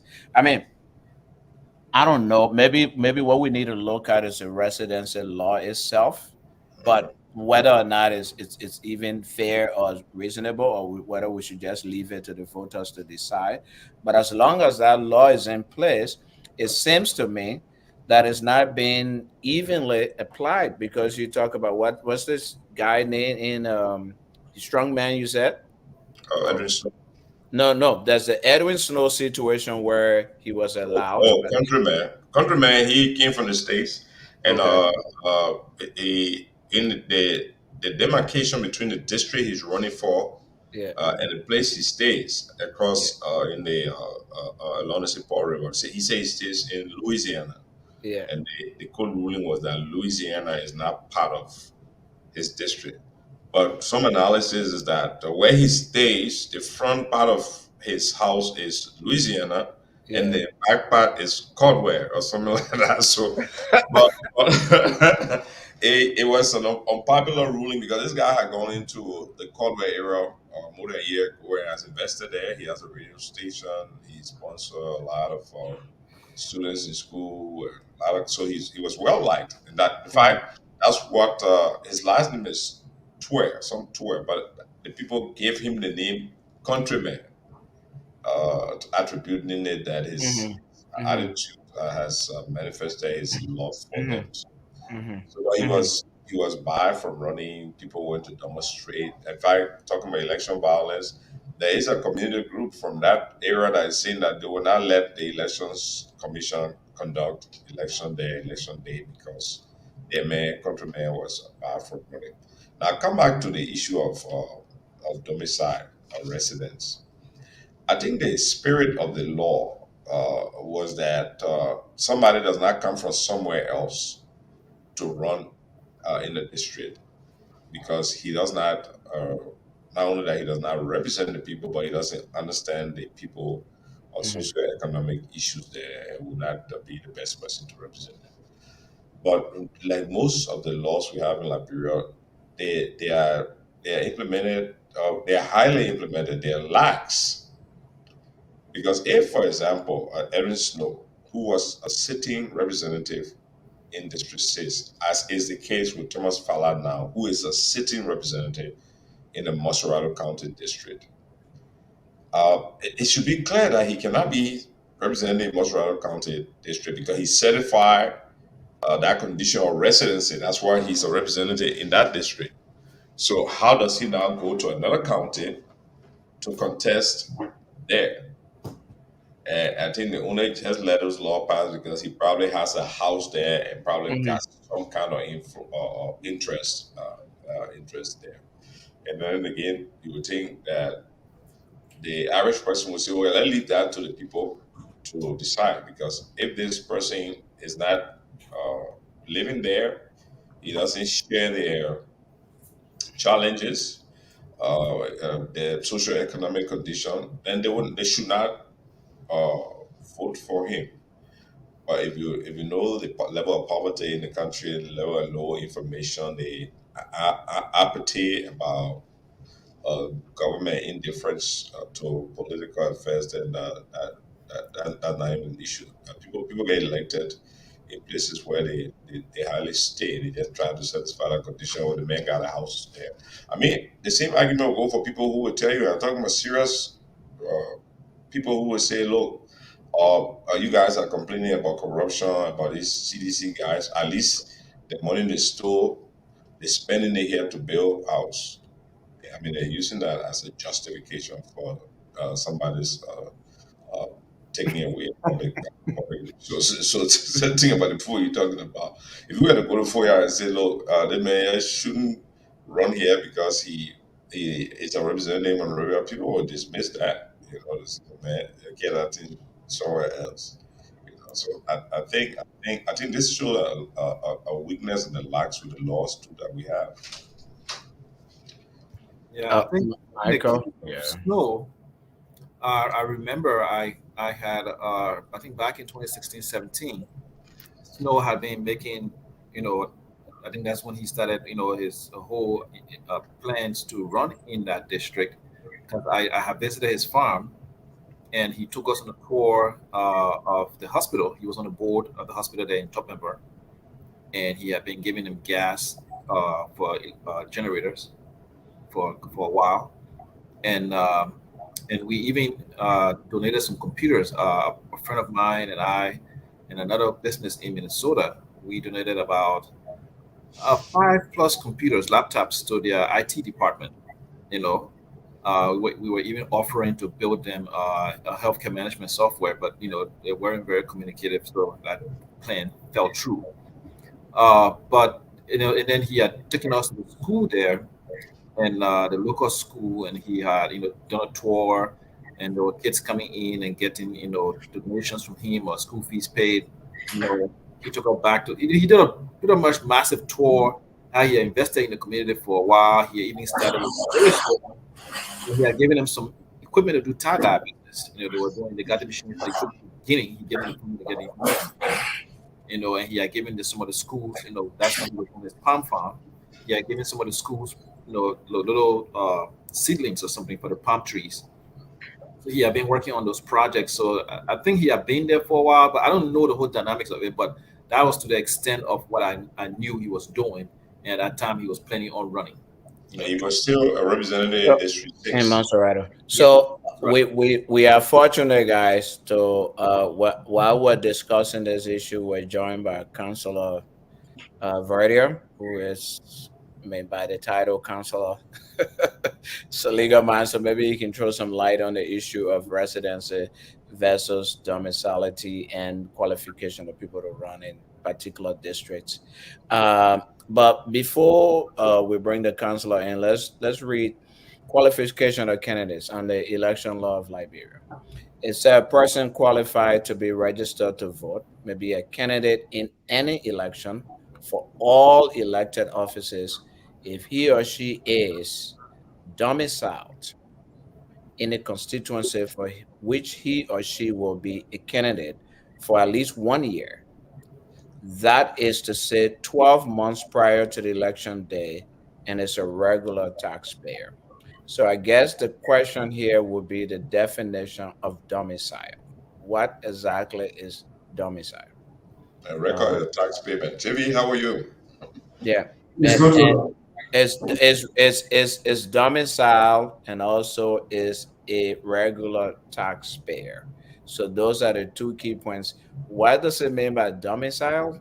And how does taxpaying even affect that? So, for instance, I live in America, own a house in Liberia, and pay taxes there for that house that I own. Does that qualify me? And in terms of domicility, what does that exactly mean? Yep, Counselor, can you take us from there? it's good to see you guys and good to join. I'm sorry for being late. I had to run for another program, and I'm not in the habit of being on the phone, especially for video while I'm driving. So I had to make it home, before joining the show. However late, I guess any meaningful contribution is never too late.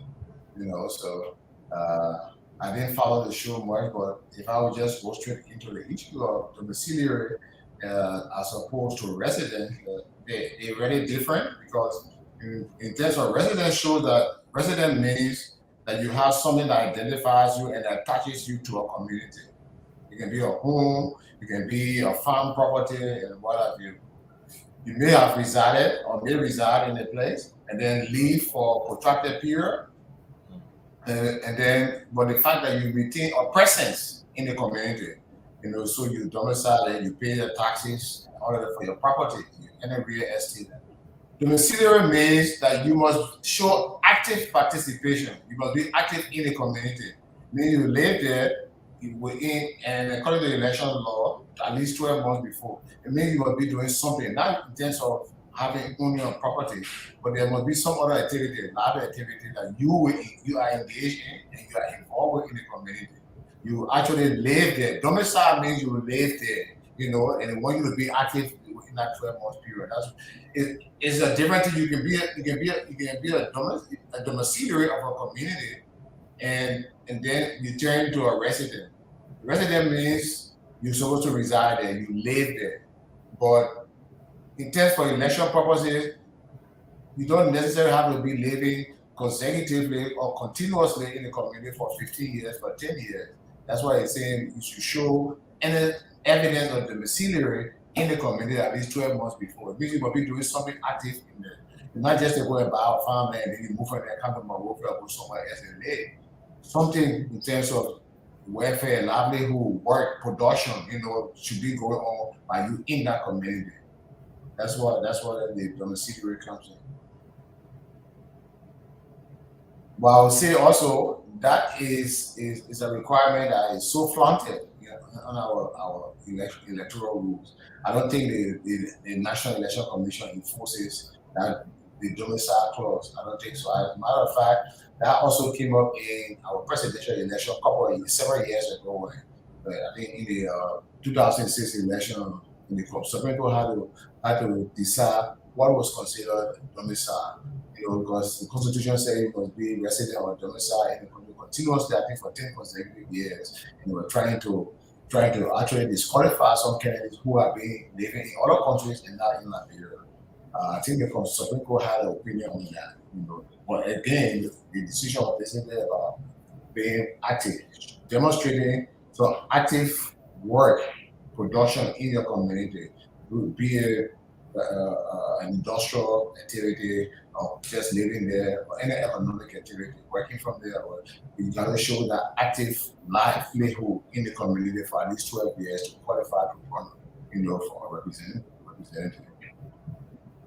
And Yeah, so one this thing, sorry, go ahead, Mike. Go ahead.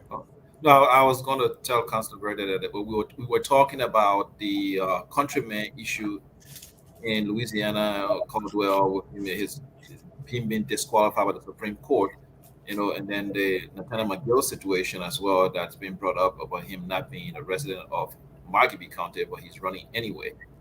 And we don't know if the Supreme Court, who ruled on the countryman issue in Louisiana / Caldwell, its house being split between both, they've already ruled on that situation and disqualify him, but they have not ruled on the situation of McGill. Is it because of political influence or what exactly is delaying that ruling? Yeah, I'm not too familiar with the countryman issue you're talking about, but if the Supreme Court actually pass a judgment on it and declare what it means by resident, then by precedent, the court will be constrained to follow the precedent that is set in a case with similar facts. The court will be constrained to follow the same precedent, and we apply the same rule once they establish it. Yeah. Can one be domiciled in more than one place? So, for instance, I'm a representative of District 10. I want to Yaya qualified job now. I hope it doesn't come after me, but I reside at Kaba House, and I represent District 10 in Montserrado County. I go to work every day from Montserrado, but I own a house in Zwedru. I also own a house in Bummy, and I'm on the board I'm on the board of the community college in Zwedru, and I'm on the board of the hospital in Bummy. Can I go to any one of those places and run once I have an interest in any of those places? That is possible. And again, like I said, for the definition of domiciliary, domicile, you just need to show a present continuous activity, presence in the community, doing something. So you can have, residence is a way to start. If you have three different residences in 3 different residents in 3 different communities, and you want to get active for election purposes, then you put more time into that community where you want to run, and show your presence by either commuting, living there, engaging in agriculture or any productive activity. Yeah, that can qualify you. I think having a resident in the community is a start to demonstrate your domiciliary. To be domiciled, but to be domiciled means you live in a place and you have active work there. That's what I mean. Being in a house or owning a house in a community and not living there, not going there for 12 months, for 24 months, for 36 months, no, that you're not domiciled there. You have a property there, you own a property there, so you don't have any commercial interest and other things. But if you don't even own a real estate and you're renting a room or an apartment in a community where you live, you commute and go to work, you have engagement with it, you be definitely domiciled. That's how. So it's active activity in the community, and you intend to represent. But we find that in the city. So I think, I mean, Michael, you want to come in before we move on here? yeah, I was going to say too. There's also, I think, Honorable Henson Kazulu from District 17 in Montserrat that's running in association to uh, Grand Grand Quitman County. I think so he's a current representative for District 17 Montserrat, and he's running in Grand Quitman. So But if you guys follow if you follow the Edwin Snow case, that was a very interesting case because Yep. Edwin Snow was in the EWA era and was represented, and he decided because of the influence of what he won or what he has, wanted to go to bombing. So Edwin Snow went and bought a farmland and started engaged in farming activities and built a big farm over there where he employed a whole lot of people. And I think he was going to bombing every weekend. He was there. every weekend, By doing that, he demonstrated his presence. That was a tough case for the Supreme Court not to that. He demonstrated his presence in the community. He had a home there. He spent a weekend there. He was spending the weekend there. He had farm and people were engaged in all kinds of productive activities. So it was difficult to say he didn't do it. and I saw what he was doing. He was on the board for the hospital there, to the schools in the district, so he was involved. Even though he was still living here, David. Yeah. Yeah, but he proved that his presence, he had an active presence during that period. So he qualified on the requirement of the national law to go and run in Burma, which he did to the dislike of many people. Yeah, I have an opinion on that issue, that whole law about being domiciled for 1 year or whatever the case may be. I think uh, it should be left to the voters. If the voters think this person doesn't have a vested interest in this community, then they should not elect the person. Because first of all, as you said earlier, Councilor Verder, this law is not even being enforced anyway. So if there's a law that is on the books but is not being effectively or enforced across the board, then it's meaningless. But I want us to go to the issue of the voter roll, because that's a critical issue that's coming up. So the two key things here: there's the voter roll, and there's also precincts and polling centers. There are questions being asked about it. The issue of the voter roll is that the final voter roll has not been delivered to political parties and other stakeholders. So people don't know who's on the final voter roll and who's not on the final voter roll. The Unity Party wanted the Supreme Court to force the Election Commission to release the final voter roll. And then, of course, one of the issues they also raised, I was told yesterday, is the issue of how many people can vote in a precinct. So I want us to go to those two critical issues. So I'm going to share my screen here and put some things on there. So we talked about election violence before you came on. So these are just scenes of this was yesterday, this 2 days ago in Foya. So you see people standing around a lifeless body as somebody who was killed in Foya as a consequence of election violence. This is, I believe it was August 10th in Monrovia, when supporters of the CDC and Unity Party, collided and there was violence and people got injured. This is the young man who was killed in Nimba County in election violence. And then, of course, we did talk about police training and all of that. Whether the police is trained in the Foya incident, police are said to have fired live ammunition. So the issue of training and firing live bullets versus just firing maybe tear gas and crowd control. Basically, are they even trained to do that? And then militarization of our politics. where people training militant groups here and there. I know, I mean, I'm showing CDC militant group here, which I'm told this was the training in Lofa. But even yesterday, some Unity Party people were saying that they had their militants marching with them and all of that. So militarization of our politics. Whether NEC is ready, we discussed that. But that has to do whether NEC is ready. Basically, has to do with voter roll. So I want us to discuss that, the legality of that, whether that will impact the election outcome of the election or the credibility of the election or not. So there are a few things that are NEC is mandated by law to do: voter registration, compilation and release of voter roll, voter education, election monitoring, training and deploying election staff, transporting election materials and ballot boxes, etc., around the country. Yeah, let's begin there. Is NEC ready? Do we believe that NEC is actually ready? As voter registration every time. That's the one thing. The important thing, though, that I want us to begin with is the issue of voter roll. Again, this is almost, I would say, for lack of a better word, a trending issue. So, voter registration, phase one of voter registration was completed on April 9th. Phase two of voter registration was completed on May 11th. The synchronization process was completed in May. Release of provisional registration roll, which is basically is provisional, so it's like a draft. Article 9 of the voter registration law regulation says that exhibition of provisional roll 9.1 provisional roll shall be printed and separately for each registration center containing data on voters identification, include identification number, name, age, gender, photograph, and residence, should be posted at every precinct.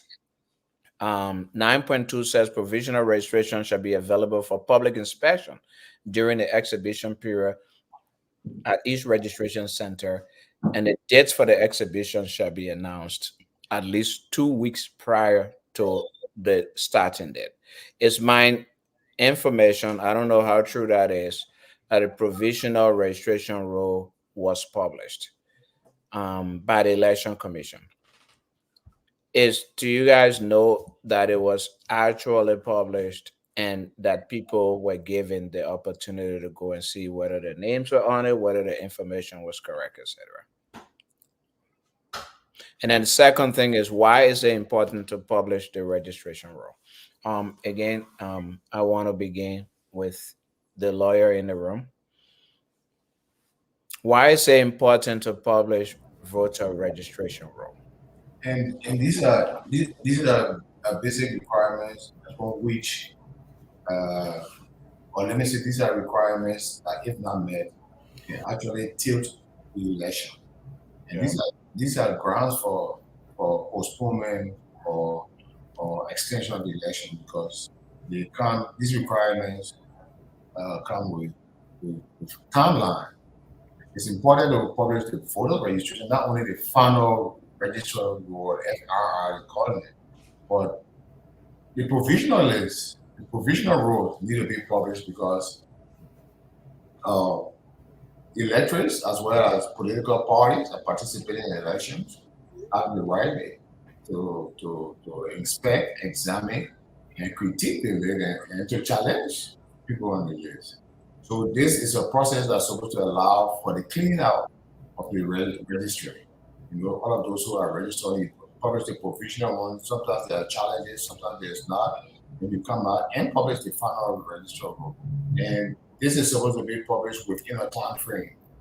So it says at least, some say at least 3 weeks before election, they say 4 weeks before election, at least. You have to, if these conditions are not met, it can be a ground to move for postponement, because all of these things are time bound. So it's important to publish it because you show transparency. You want to make sure that people are confident with the list, and they know who are those qualified to vote, and know the number of persons going to vote. again, you mentioned something. There is a provision that says you cannot have more than 500, voters in I think in a precinct or polling center or what have you. You can, but that's again to make sure that you keep a track and you of those voting and able to count. You can, if the law says you can have more than 500, then you can go and register 700% in a polling station or precinct. You can do that. If that happens again, that can be a reason to turn around the election or to correct it. Now, if people challenge those things and move to court, basically using the rate of McDonald's to compare a public official to do what it's supposed to do by law, and you don't do it, the Supreme Court can use that and postpone the election. Election can be called until those things are corrected. But it's important to have a voter roll because it shows the issue of transparency. It gives affected party, people who are standing in the election, to either challenge the roll to make sure it's corrected if anything's wrong, or for people to be clear on who's voting and who's not eligible to vote. So that's very important, and that has become a legal requirement. It's a requirement for the preparing for the election. So the election commission is supposed to be able to meet that requirement for going to the election. Now, if you ask the question why we're not published in the newspaper, uh, I can say normally in a publication of the voters roll, whether it's provisional or not in the newspaper, it actually enhances wide or wider circulation. But maybe they didn't have that. Maybe they publish it at the election commission headquarters, or they send a roll to the political party institution. Maybe they did that. But it's the common thing that we are used to is to make sure that it's published in the newspaper as well. You can publish it at different center, but when it's published in the newspaper, we believe that it creates more circulation. You're right. And I think it also increases openness and transparency. And it helps people's engagement in the process. So, how many people would take are able to take time off to go to a voters, a precinct, to go through a list to see whether their name, their age, etc. are correct. But if you have in a newspaper where they're on their way to work and even at home, they can go into a news. And I believe that happened before.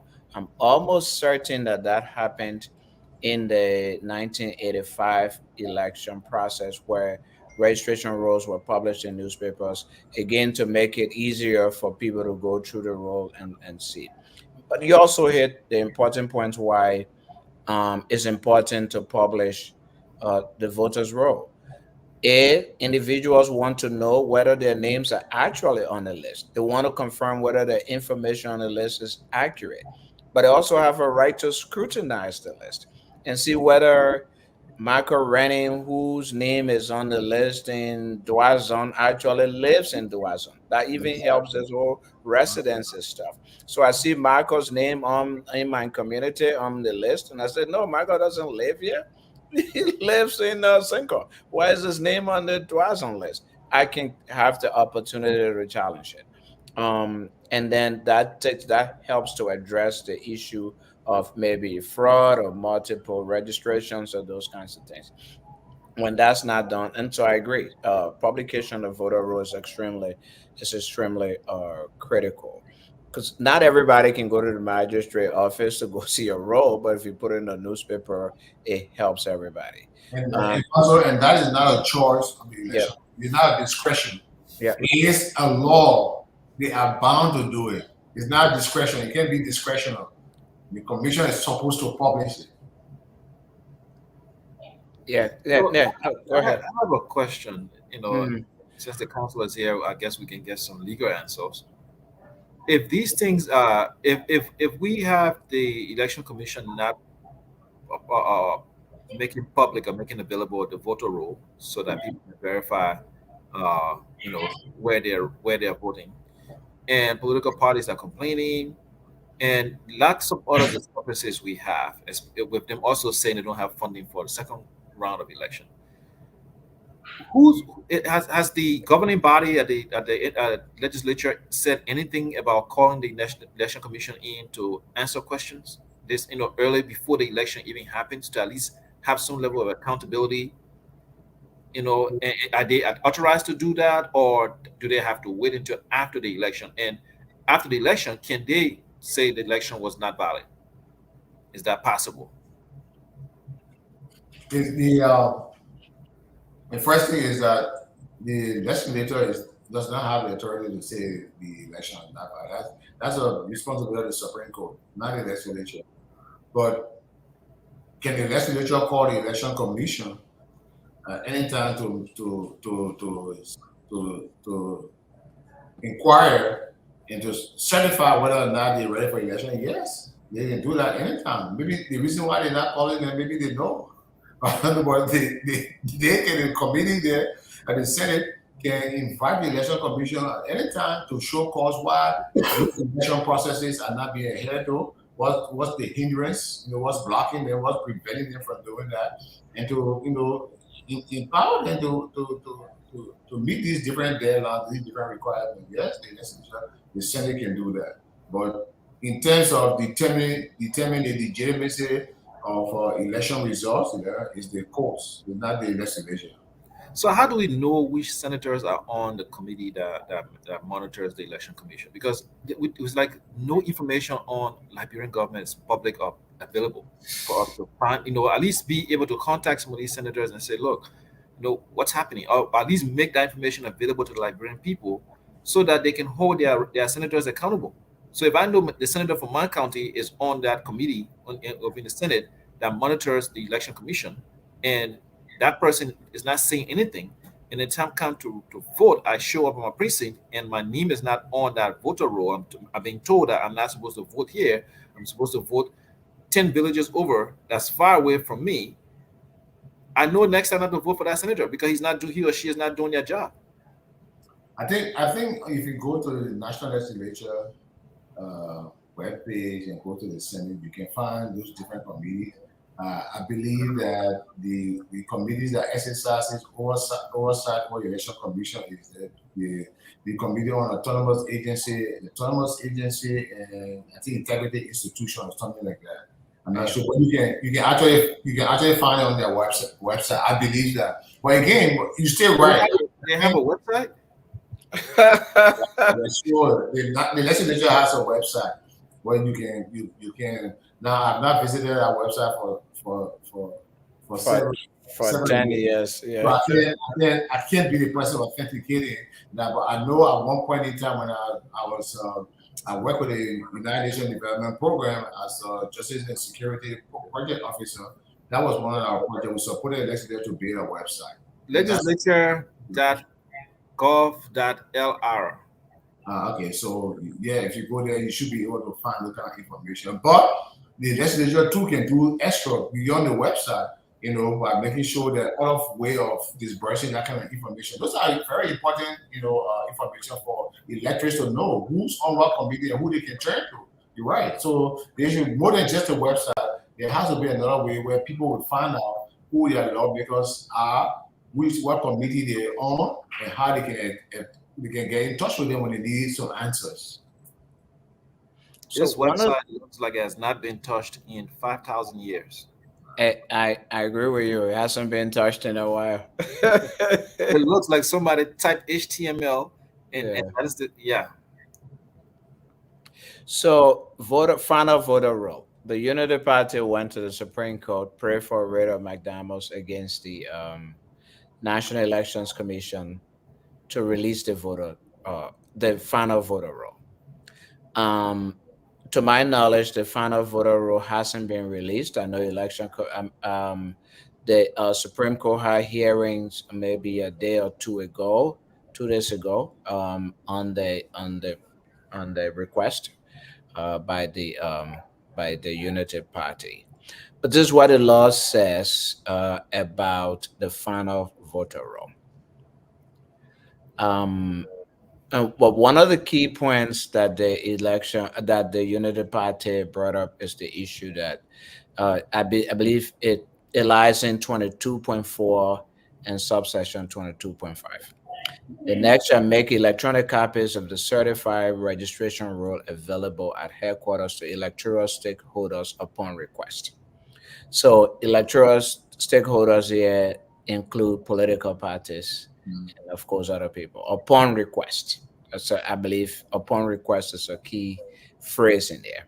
And then 22.5 says, no certified final registration roll shall be altered within a period of 30 days immediately prior to an election, including election day or referendum, except upon orders of the Supreme Court of Liberia on the determination of a manifest error. I believe their argument there is by not publishing or giving them the final voter roll 30 days prior or within 30 days takes away their ability to question and have the election commission to correct any manifest error. Second argument, legal argument, I believe they're making there is that in less than a week or 2 weeks, they might not have the time if they see anything they perceive as manifest error to have the election, to have the Supreme Court to hear the case, make a ruling before election day. So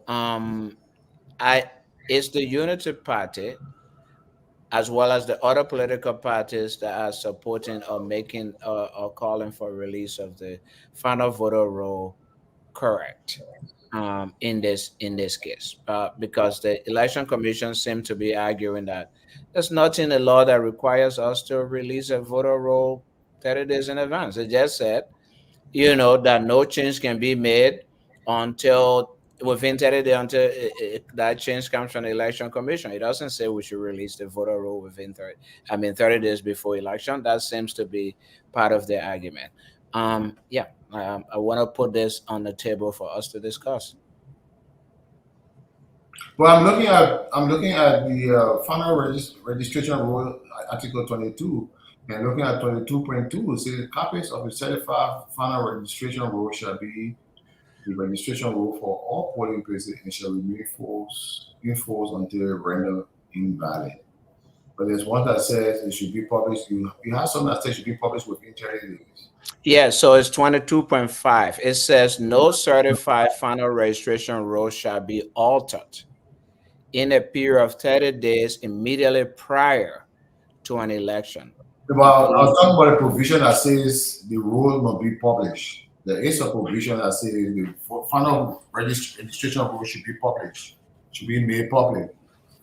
So it does say that. It says next shall certify the final registration roll and print one copy for each polling place. So it should be published at each polling place.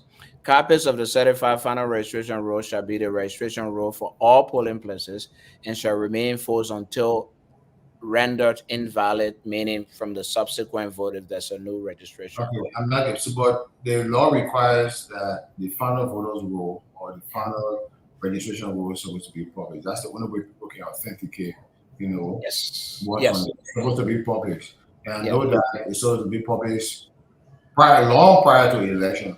Now here, go back to that other slide. Yeah, it's a very important one. Now 22.5, it says no certified. Now the question will be, when was the voter roll certified? That's another thing. Has the voter roll been certified? The final voter roll registration has been, we don't know because the election commission has not said anything. Now, when that is said, now that should have been certified more than 30 days before. Here we have a case at the level of the Supreme Court on Madame Bush to compare the election commission to actually publish the voters roll. And what this is going, this is a criminal conduct that has been exhibited by the NEC. While the case is going on the Supreme Court, on the NEC website, they go there and start changing and start readjusting the figures. Really? Yes. They started adjusting it on the website while the case is ongoing. No determination has been made in that case. The Supreme Court has not said anything. But while it's ongoing, NEC went to their website and started to change the results. Or started to change the voters roll. They changed Birmingham 63,985. They adjusted it to 63,111. On what basis? Yeah. One had 237,643. That's the 237,643. They adjusted it to 234,765. Why are they doing that? This is something that can put the election commission in trouble, and this is a ground for postponement. Yeah. Because we just 10 days or 9 days to election, and we still don't have a voters roll, and the voters roll is being altered. So this actually on the legal ground, this is enough reason to postpone or cancel the elections. We are bordering on an issue of fraud. Yep. In this electoral process with what's going on with the election commission. So can I ask a question? And this is me again, playing the devil's advocate or seeing things from a different perspective and getting your point of view before you. Do you think this is being done intentionally to render this election invalid so that the sitting administration, knowing that they might not be able to win this election, will have more time in office? Is this a possibility? My brother, I say this to you. I can't rule out any given situation right now. The speculation may be very true. Speculation may not be true. But what is not comprehensible is why would a body like the National Election Commission do or engage in an act like this? It's a very critical point. Why the case is ongoing and you go and start altering the result, on what basis? What did you find out? Why are you reducing the results? Or why are you inflating the results on the voters' roll before? Why? That tells you there is something sinister, something's happening. And this is going to open a big can of worms. I mean, if some of us believe that there could be credible election prior to this is a big eye opener. There is something fishy happening. Yes, there can be a lot of plans to either abort the election or to make sure that the election is rigged. And I think the election commissioner herself, recent statements, even the press conference that we played earlier, the lack of concern for the incompetence or the failures of the election commissioner and lack of urgency, exactly. Yeah, making statements as if they are doing things without taking into consideration or acknowledging that we've had setbacks, but trying to paint a picture that everything is rosy tells me that they don't care. And if they don't care, that means that something is going on. And there will be serious consequences after this election, either people losing their jobs or our elections being considered invalid by the international community, and whoever wins that election, all the efforts that people have put into, like the average Liberian on the street there that are campaigning for their political candidate. I don't care who it is, but their hearts are into it. They're putting their time, their life on the line. People are dying. Yeah. And all this for this election to be invalid. So they're playing with people's lives. Seriously. Yeah, these are very serious. These are very serious issues. Elections can tilt the balance. Election can drive the people into insanity, or it can provide an opportunity for people to reconcile and unite, and continue on their campaign for development, reconstruction, and nation building. So election is a very serious, sensitive thing. You can't just mess with it like that. And so what's happening right now? There are a couple of things that actually we should be looking at the election commission and saying, do you really want to host these elections? Yeah. Or you actually want to just, after the elections, postpone the body so that it extends this particular administration. But there are serious issues we are looking into. Alfonso and Michael, I tell you that almost all of the issues that have come up in the last 1 week regarding election commission are grounds for postponing the election, but they are not met the timeline. Yeah, they are not met the timeline. So, sorry for stepping in while you're speaking. That's a view, and you're right. It's not. I mean, other people have expressed that view as well. And I believe it was former minister, what's his name, who said that definitely the president should call the legislature to special session to meet and to decide on postponing the election. He said that as well, because we don't think that he doesn't think, and it's not a consensus, but a lot of people are thinking in that direction, that we think the election commission is not ready to hold free, fair, peaceful elections in the country, and therefore, call the legislature to an extraordinary session and consider postponing the elections for a few more weeks until all of these things are met. Why? I mean, I do not expect the president, of course, to do that. But I think Marco made an important point. The people in the Senate, and even political parties don't seem to be calling for this process, don't seem to be raising alarm as to whether or not we can really have peaceful, credible elections on October 10th. You know, the funny thing, Alfonso, I honestly want to believe that this will be the first time in history, and correct me if I'm wrong here, but if the president of Liberia comes and said, calls an emergency session with the legislature and says, hey, let's postpone the election until we can get things under control, I won't be surprised all the political parties come on board and say, yes, we agree. Even though in situations like this, most political parties, opposition parties will be like, no, there's, the president's trying to buy time in power. But there's so much going on. I think the political parties themselves have to be concerned that, if this isn't done right, they might be cheated out of an election. Yeah. And then we have the biggest, most incompetent body of all, the legislature. Just looking at that website, the last date that website was updated was December 19, 2012. and that's 2012. That's a fact. That's a fact. So I'm showing this photo on the screen. Will be ending soon, but I'm showing this on the screen to tell people the road condition in Liberia.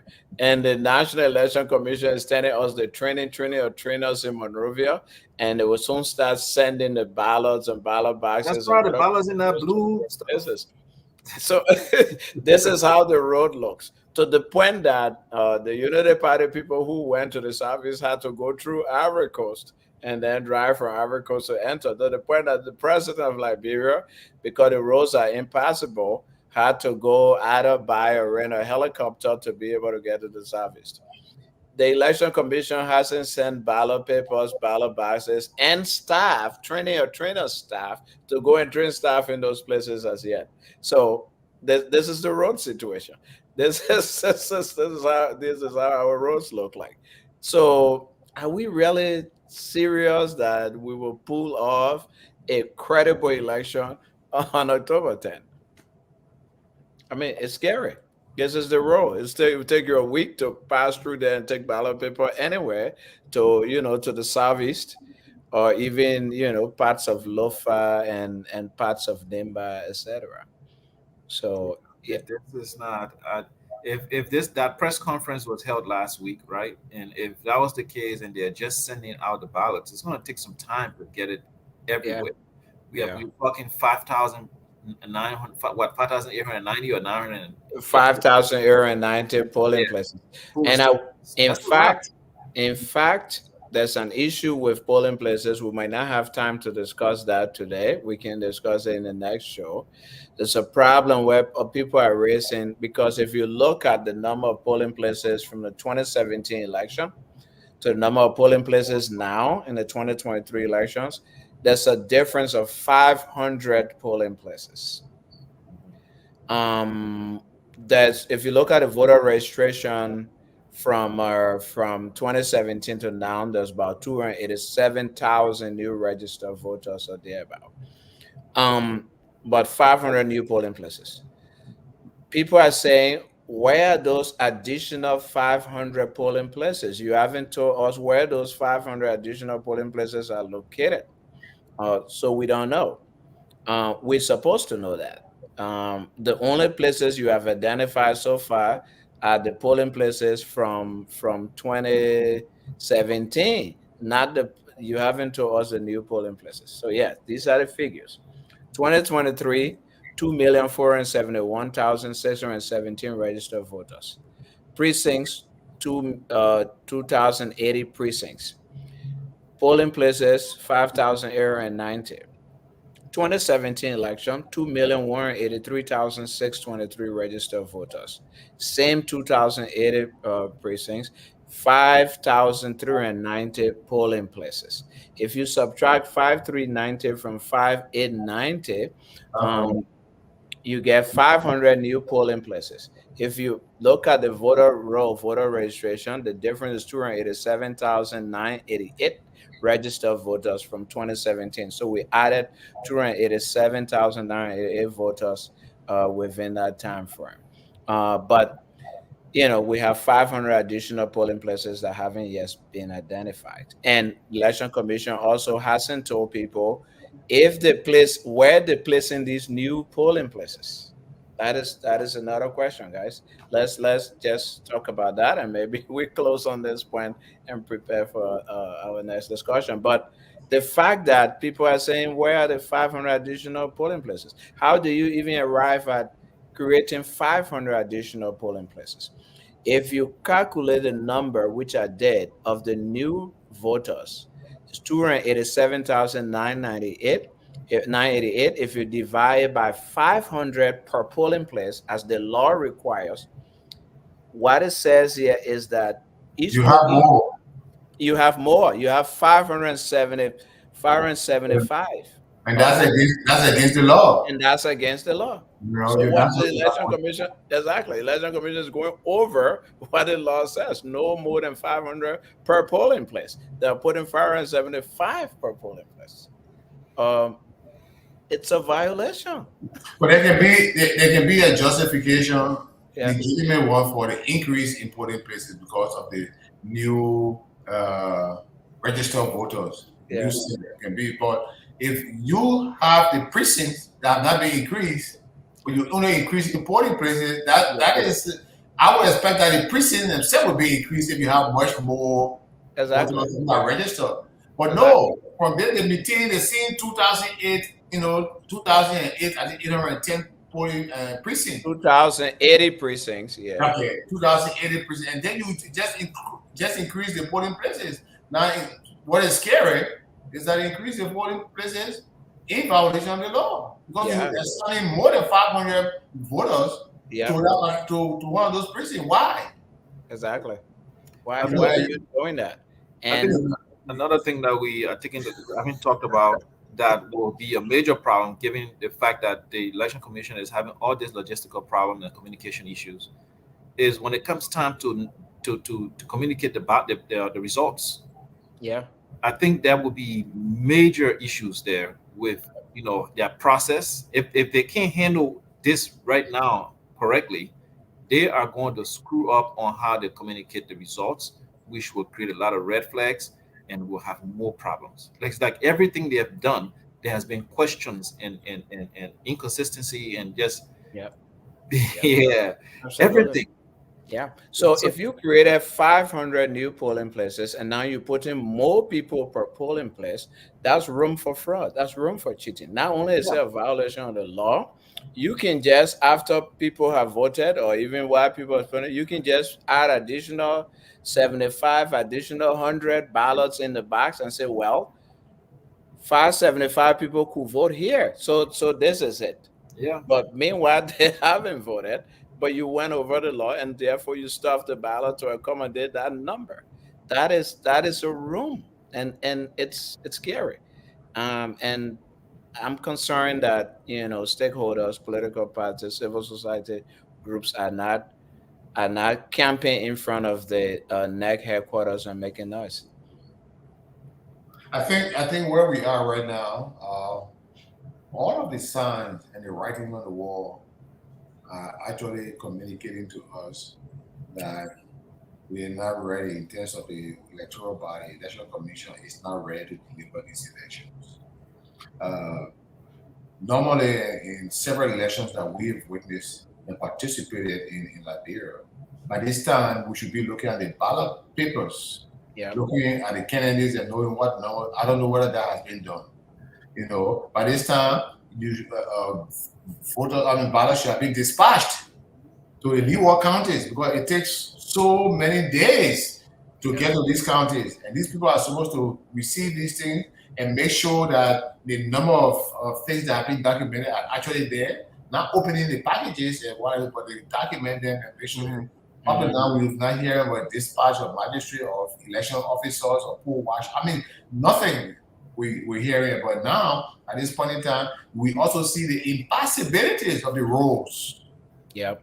What plan does the election commission has to deliver these things to the different places? You see huge trucks all stuck in all the roads, whether the Lofa going to Grand Jail or going to Maryland. I mean, just terrible road condition.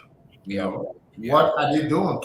So it's clear for me. I think it's a sad thing to say, but the election governing body is demonstrating more and more that she lacks the capacity and the credibility right now to host this election based on what has happened in the last couple of days. Yeah, and that is concerning to me on several fronts. And that's why I do not think that it's based upon incompetence. I mean, these people, David Brown, for instance, has been at the election commission. This will probably be the second election that she's participating in or running as a commissioner. The guy, one of the other commissioners, Sayer or Sayum, whatever his name is, was the data chief in one of the elections before he was elevated to a commissioner. So this is not the first election that these people are running. And they ran it before they should know the pitfalls, they should know what the problems were, and they should be improving, not going backwards.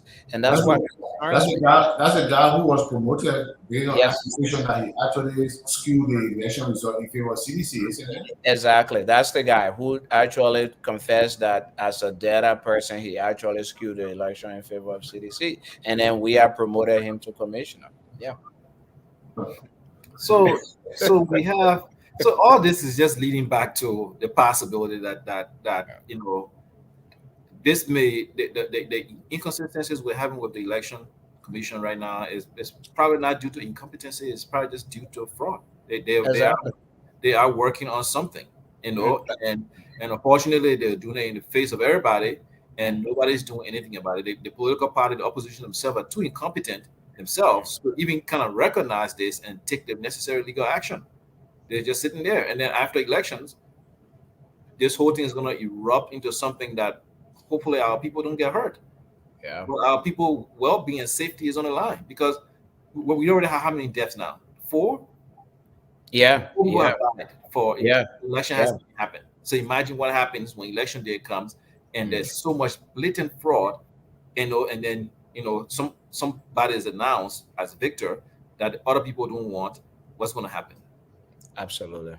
I want us to go around the room and conclude, but before we do that, Michael, I wanted to ask if you could interpret this data.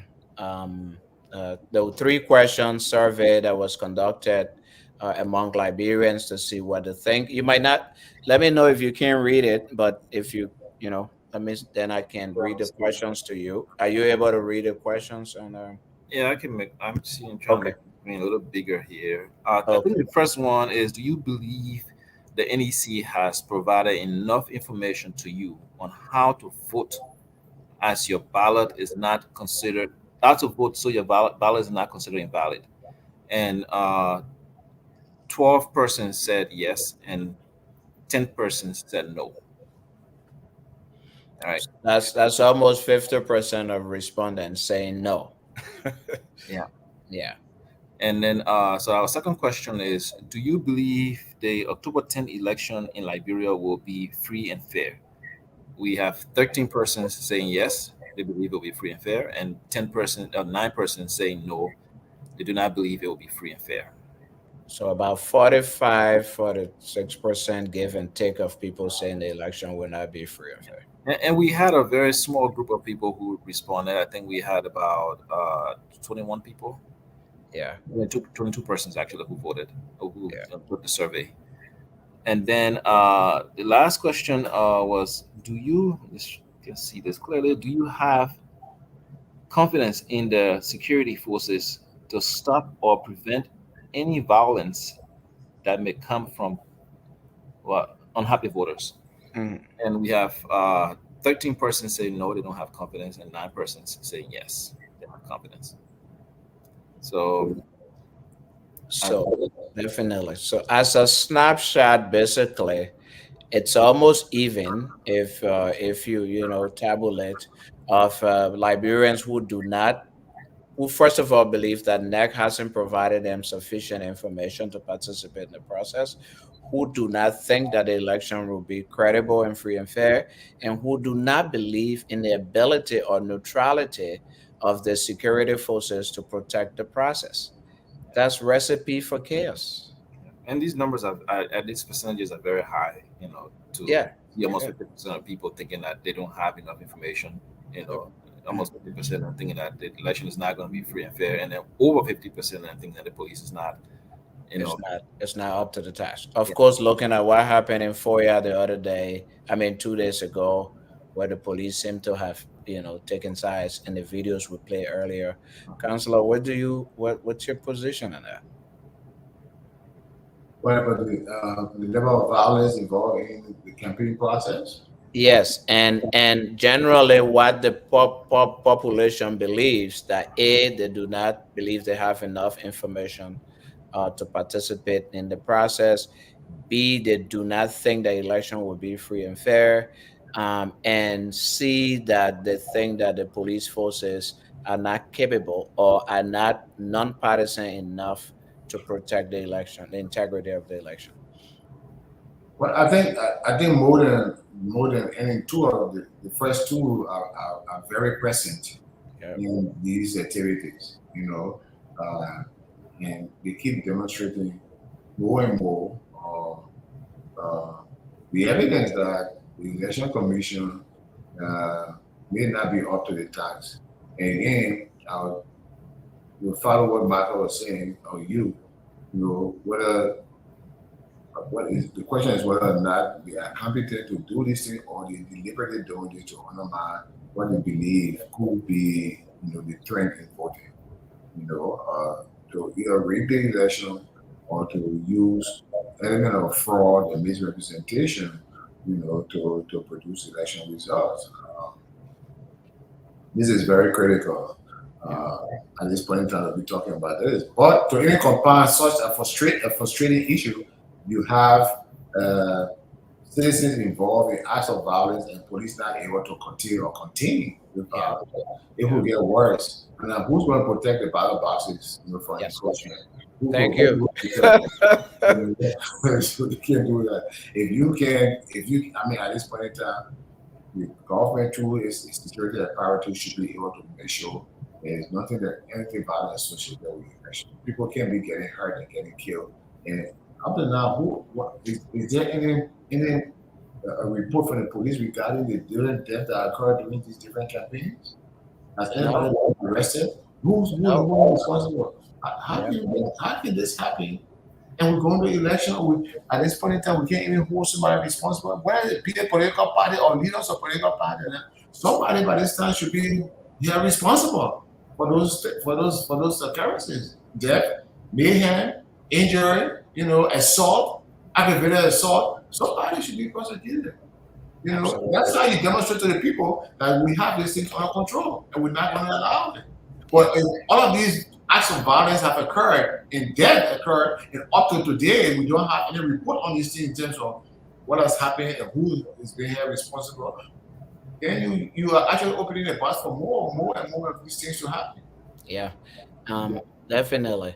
Let's go around the room, summarize, and then after that, I want to end this show with a really terrifying video that we played earlier. It's very, or maybe let me play it now, and then we can summarize.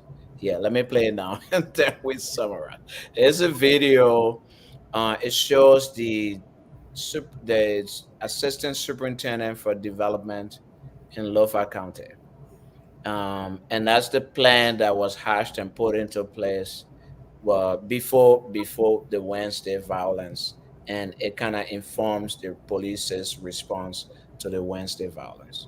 The thing that disturbs us here, to my disgrace and to the disgrace of many peace-loving people, we don't have a police commander that you can tell this man is denigrating government. We want to have him apprehended for saying or for insulting officials.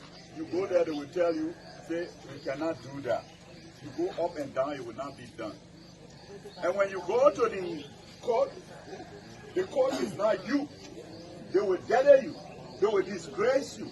So the arms and ammunition that we want people to supply us with, We want a police commander that is purely sedition, a deputy that is purely sedition, and officers that are sedition, so that when we talk as a team.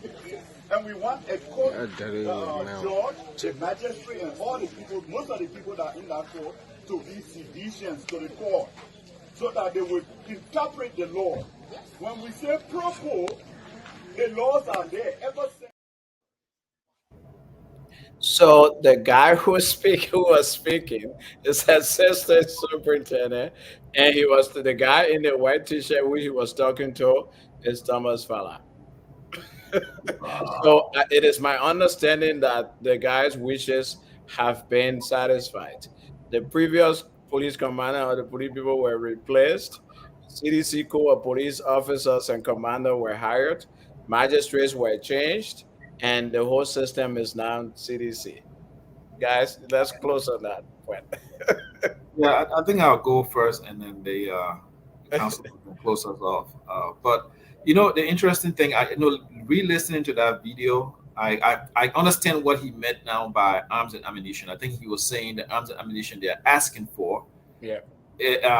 Those people in place, right? That's the arms and ammunition. I thought from the beginning when we first watched it was that he was asking for physical weapons, that they could use, and that was alarming that CDC would be involved in that. But this guy is the face of corruption.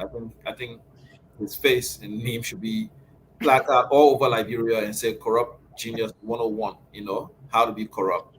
And I unfortunately we didn't hear Thomas Falla response to that. I would love to hear what he said, how he got back to that guy. But this is how a lot of Liberians feel, when it comes to their political parties. And because of that, we don't have independent institutions in Liberia. We don't have an independent police force. We don't have an independent National Election Commission. We don't have an independent legislative body. So we just have partisans that are loyal. And that's even goes through our culture in Liberia. As a people, we are not independent of our loyalty to people to versus doing the right thing. And that is affecting the development of our country. Because of that, we don't hold people accountable in our communities who are supposed to do something positive for our children, develop when funds come into the community to build a well and the township eat that money or whatever happens, everybody say, oh, let us go. That kind of stuff is what goes on in Liberia, and it has gone from our villages all the way up to our executive branch.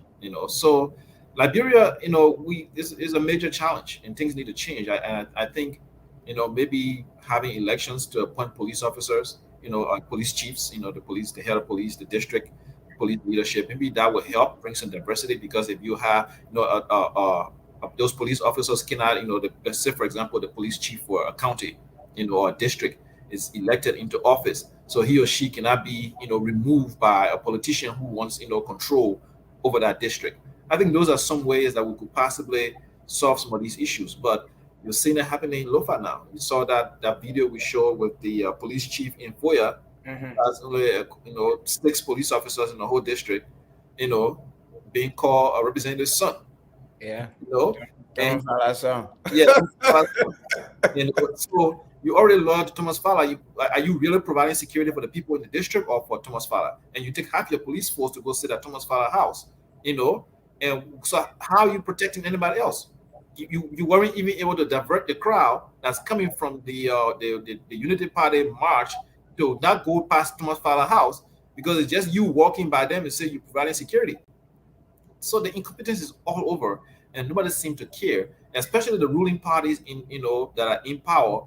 This because they're in power, nothing affects them. So as a result, they don't care about improving things, and that is the situation we have. And until those things start getting fixed, I don't know who's going to fix them, which leader will appear and start making changes. But we are in for a challenge in Liberia. We will have this kind of situation with gross incompetence, or intentional incompetence, with our elections.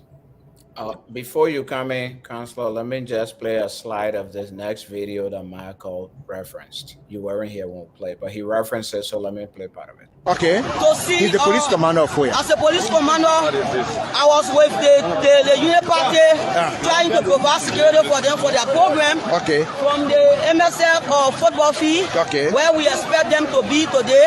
And I saw them even at party headquarters, where I went there and I was with them. They never decided to do a march. Okay. All of a sudden, I saw them marching at that point, and they enter on the fella here. I think you can see from here, all the levels are down. I think I saw them all the way in the yard, and that is how we managed to put this back. You think it will not explore? This back was put ablaze by them. Okay. As you can see. Okay. As you can see, it was put ablaze by them. It was set ablaze by them. Yeah, exactly. So please, I talk for you. Okay. Thank you so much. So you see what is happening? The police are fully in charge now of the place. The police are fully in charge. The police fully in charge of the place. They are sending those from the defense of Thomas Father. They are sending them back. Voice of Lofa is the Lofa People's Radio. Please share this video.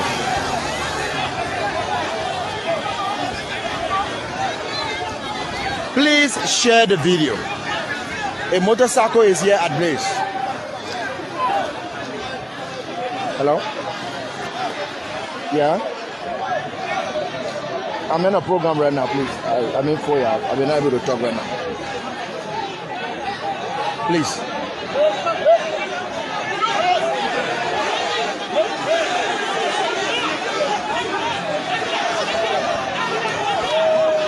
Share the video. The police trying to put the situation under control.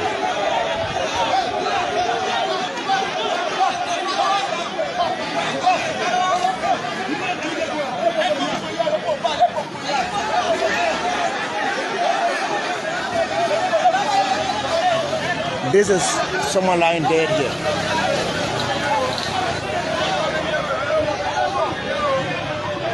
This is someone's body lying right here dead. You see it? That's a dead body lying there.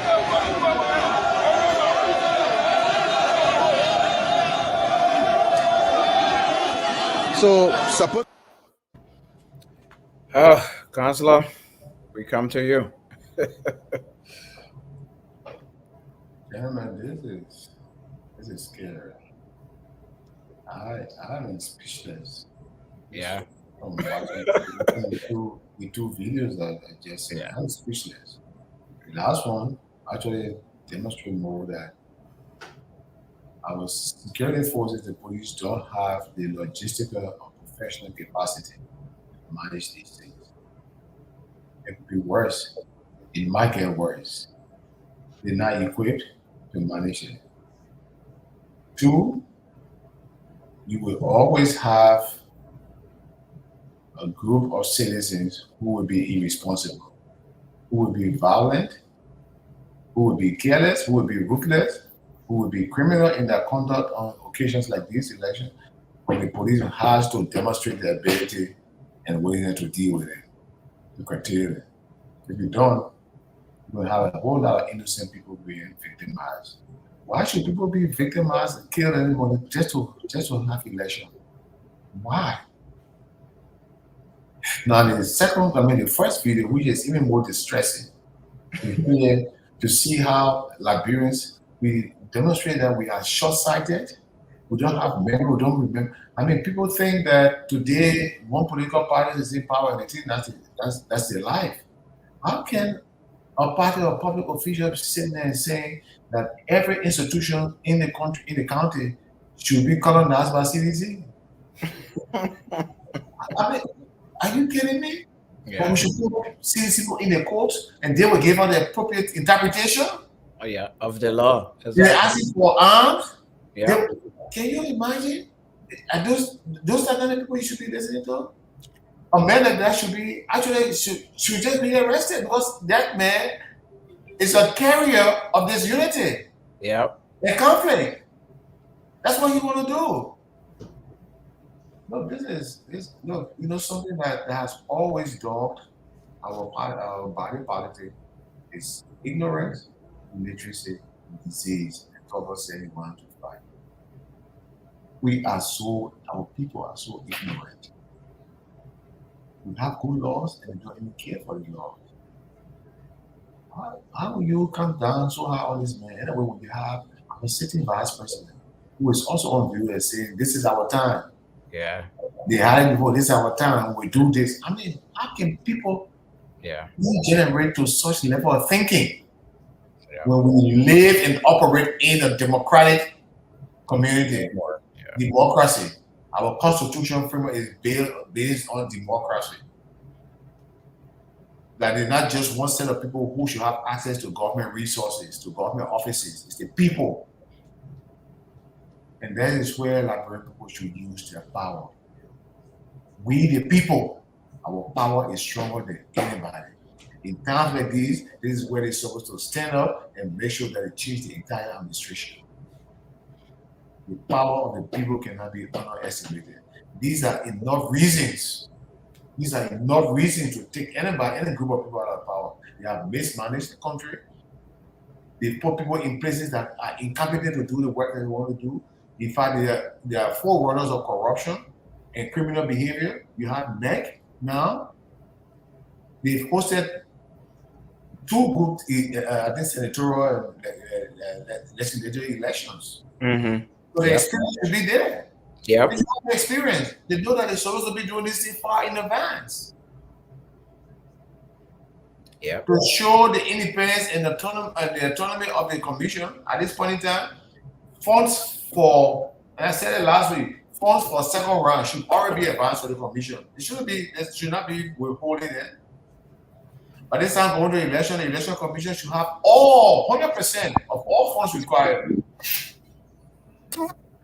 To not do that is to strangulate or stifle the election commission. Yeah. Does the election commission the election commission see that as an issue? That's what No. The Senate issue. All funds that is for first and second round should be within the coffers of the election commission, so that the government doesn't have control over whether you conduct second round election or not. That will be for the determination of the election commission. Yeah. So all of these things, Alfonso and Marco, it just threw me back into a frenzy of disappointment, of fear, about peace and respect for rule of law in our country. It just threw me back to that frenzy. It's really worrisome. At this point, sitting here, I am not sure that this current election commission, has the capacity to deliver a free, fair election come October 10th. I don't think so. Yeah. Thank you, brothers. Thank you, gentlemen. It was a very important conversation. I hope the stakeholders, political parties, NEC, members of the national legislature, and even the central government and our foreign partners who are invested in this process are listening. And can part of the reason, as you all know, we have these conversations is to create awareness, and to also just let the decision makers and policy makers know, and see the challenges and the difficulties. I want to thank you all for participating. We'll continue to share this, and hopefully people will listen and take heed. As you both said, it's very scary. Our country seems to be barreling very, at a very high speed, barreling into crisis. Just the fact that these things happen and nobody gets held accountable. Nobody, absolutely nobody gets held accountable. There was the incident in August 10, where CDC partisans allegedly attacked Unity Party partisans as they was going to the headquarters, even though the election commission has set a schedule as to who was supposed to be out and doing activities at that time. Election commission did nothing. We haven't heard from the police or from the justice ministry that anybody was arrested and held accountable. A young man, Aloysius Bond, was killed in Nimba during, again, another election violence. Nothing from there. Nobody's been held accountable. Now we have the FOIA incident. where at least two people were killed, about 17, 18 people sent to hospital, some of them critical. Property was damaged. Fear was created in people, some of whom I think might be too afraid to come out to vote on election day. That's basically voter intimidation. And unfortunately, nothing's happening. And the critical point is our police force. As you both said, they're not equipped. Somebody told me there was 6 police officers assigned to FOIA. With the people from Vanjima Gaon, police people from Vanjima Gaon, motorbikes to go to FOIA to help quell the situation. Some of the motorbikes that were on, they were passenger motorbikes. Please take me into FOIA. I'll pay you the $20. That's why that incident in FOIA lasted for hours because they didn't have enough police. Then, of course, is the independence of the police force. Are they independent? This guy who was talking about, oh, I just saw Baga people, I'm told, and as Sarah said it earlier, his name is Tomofala's son. That's his name. He's the police commander for FOIA. That's his nickname, Tomofala's son. So where are we going? Let's say a similar on election day, about which is being threatened by the way in Caldwell, with countrymen who were banned by the Supreme Court. His people said there will be no voting election day in that district. What if 50, 100, 200 men just descend on a precinct, polling place? What's going to happen? Do we have enough police to cover that? So I think it's important to discuss these things and put them out there, and hopefully policy and decision makers will take heed and take the necessary steps. I want to thank you all for your time. I know we went over. Sorry about that, but let's discuss. Let's keep talking about these things, and hopefully something will come out of it. Thank you very much. You all have a good week and we'll see you next week. Yeah. Thank you. Thank you.